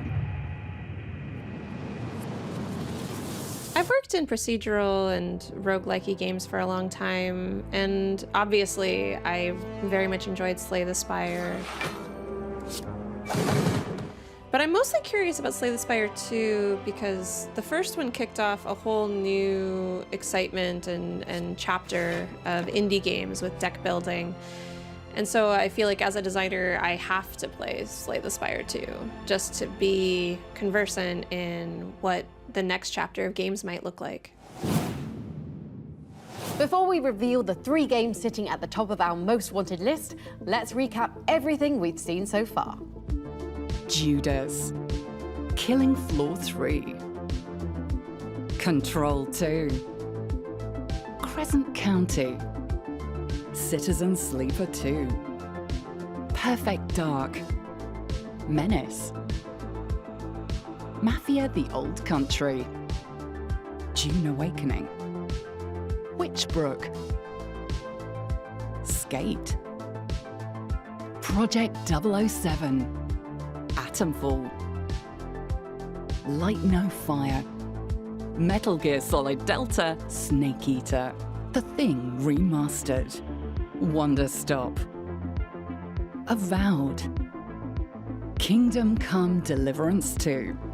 Death Stranding 2 On the Beach. Grand Theft Auto 6. Slay the Spire 2. It has been a monster of a show, and we're now on the hunt for our last 3 games on the most wanted list. Hey, that's a pretty big hint for the wild game that's sitting at number 3.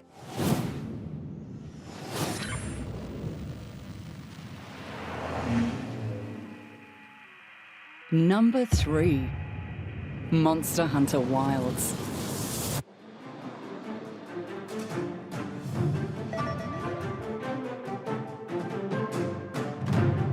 モンスターハンターアートディレクターの藤岡要です。よろしくお願いします。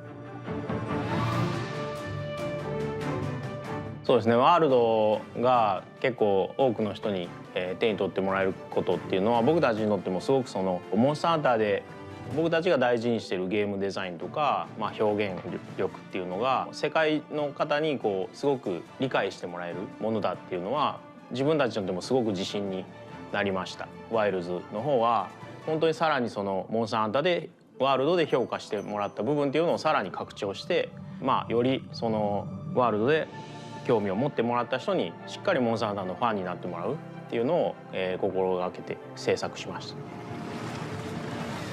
大型モンスターの描き方としてもすごく幅を持たせたいっていうのはワールドからの、僕たちの欲望というか要望が出てきたので、今回は大型モンスターであってもその群れをなすっていうので数をかなり出したいっていうのがあって、で最初の頃からその群れの制御だったり、群れ同士がぶつかり合った時にどう個々が動いていくのかとか、そういったところはかなり力を入れて検証していきました。まあ分かりやすいところで言うと傷がついてそのついた傷を狙っていくっていう、まあ、ダメージを上げるためにその傷を狙っていくっていう遊びが、まあ、今までのモンスターの弱点部位を狙っていくっていう部分とさらにその傷ができた場所を今度は狙っていこうみたいなその大きな流れの中にまたその小さな流れみたいなものも出てくるので変化が出てくるのでやっぱりその常にこう狙いが変化していくっていう遊びは今までにないそのまあプレイングになってると思いますしこう楽しそうにプレイしてるってもらってるっていうのはやっぱりいつでも大事にしたいというかそこはやっぱり一番嬉しいところでやっぱその上手に遊べない、まあ、アクションゲーム苦手そうな人でも楽しそうに遊んでるとかうまく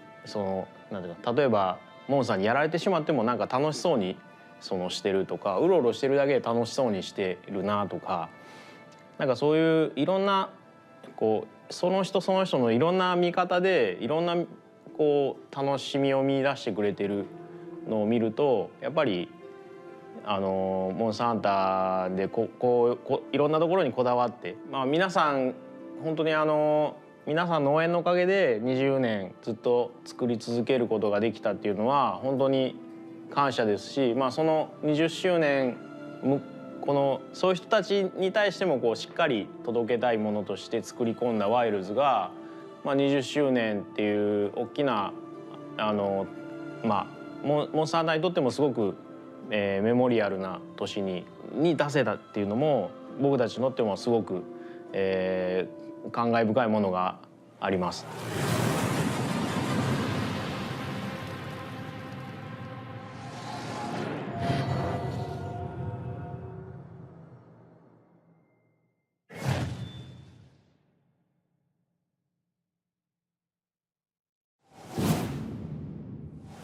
This is the first time in the series that a Monster Hunter game will have a simultaneous launch on consoles and PC. So please, join me in the largest celebratory fist pump in PC gaming history. Monster Hunter Wilds launches in February 2025. Yeah! Now, 30 years after his first appearance, the hero of our next game is still changing and evolving. When we last saw him in 2020, he was bouncing around like Mario and swinging around like Spider-Man. But in his next adventure, he's flinging a shield like Captain America and using a cannon that fires shredded skulls like, well, like a Doomslayer. Our number 2 most wanted game is Doom, The Dark Ages.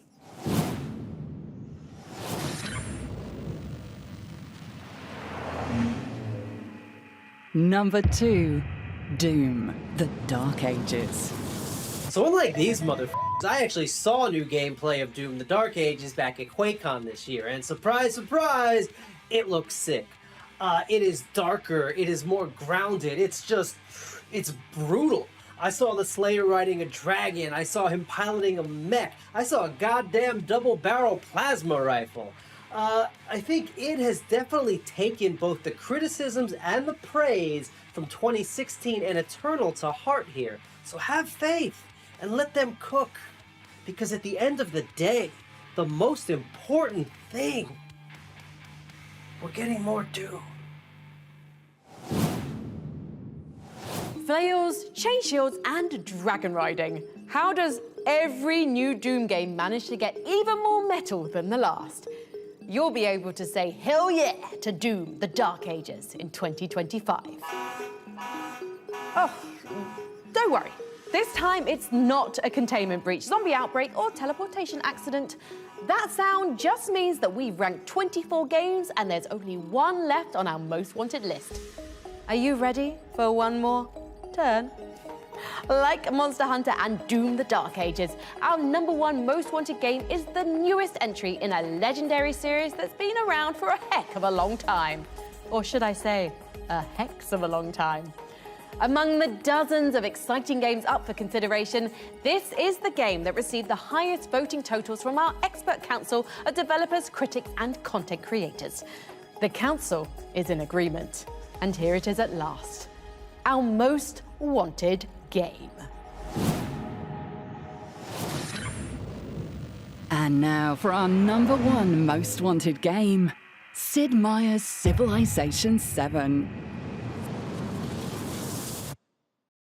Dear Firaxis Games, our imminent council have been hard at work building a definitive list of the most exhilarating and anticipated PC games on the horizon. Assembled from more than 80 of the most talented game developers, prolific content creators, and heralded game critics, we gave them one assignment. Using the wisdom that they have gained from weathering the tumultuous ages of the games industry, the council have decreed Sid Meier's Civilization 7 to be the most wanted game of 2024. Wishing everyone at Firaxis Games a successful launch, and once again, congratulations to our most wanted game of 2024. With profound admiration, the council.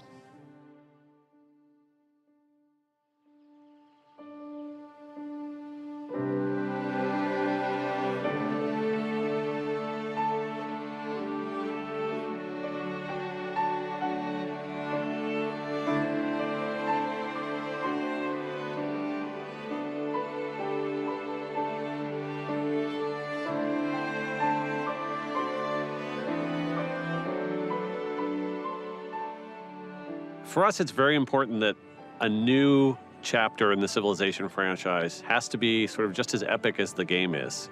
We can't just iterate a teeny little bit in certain areas, polish up the graphics. That's not worthy of another chapter in the Civilization story. If you look back over the whole course of the franchise, has been a constant is that each major new version does innovate and does take a few things that maybe were standard and were established and goes ahead and uproots those in the service of getting to the next major milestone for the series. We had a lot of data that people would play Civilization games and they would never get all the way to the end. They just wouldn't finish them. And so we wanted to do whatever we could, whether it was reducing micromanagement, restructuring the game, really address that problem directly.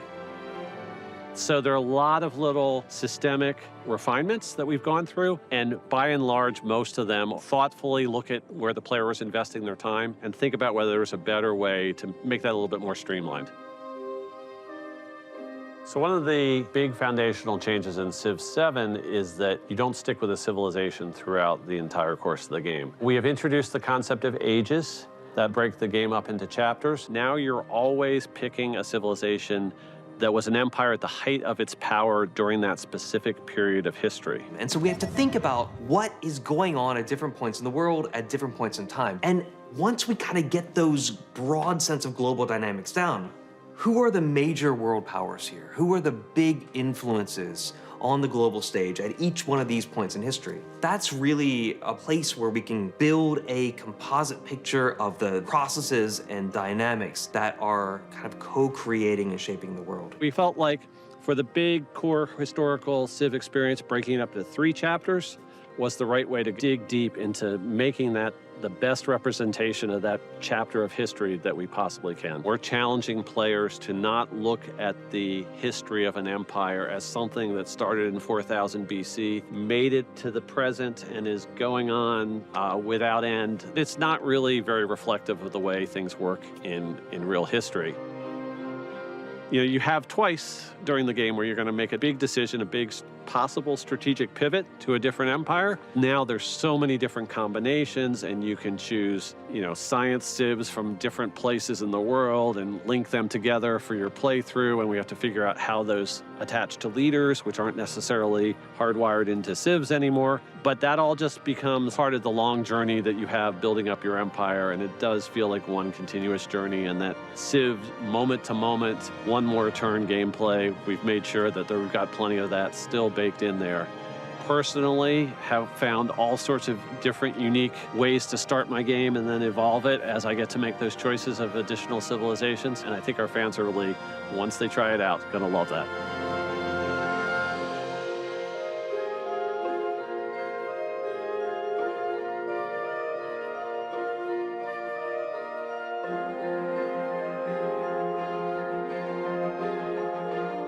Sid Meier's Civilization 7 is coming to PC, Mac, and consoles on February 11th, 2025.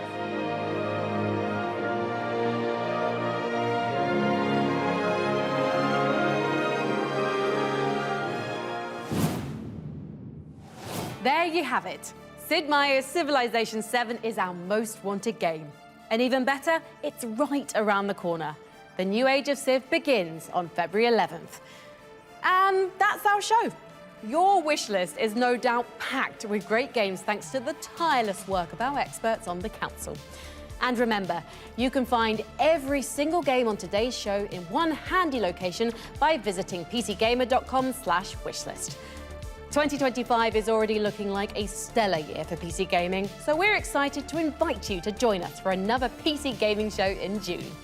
And of course, we'll cook up another edition of Most Wanted next year too. Until then, I'll be in the lab with dozens of our top scientists. Warning, containment breach.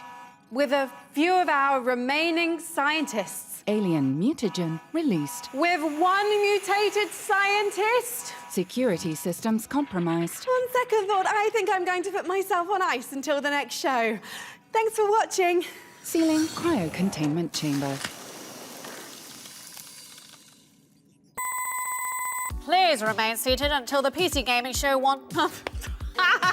Does that work though? If I didn't mess up the line. Okay. Hello, PC gaming editors. It is I, Day 9.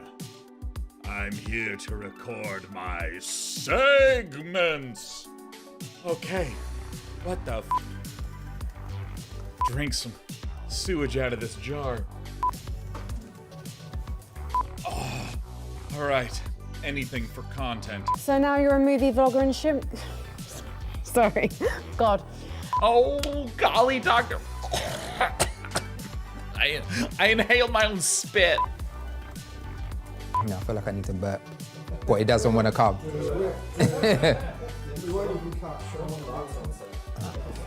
Let's go. Horror games. We're going to drop into proximity chat with someone who spent their fair share of time in sandbox horror games. I really like horror games. What is it with you interns and jump scares? Blah, blah, blah.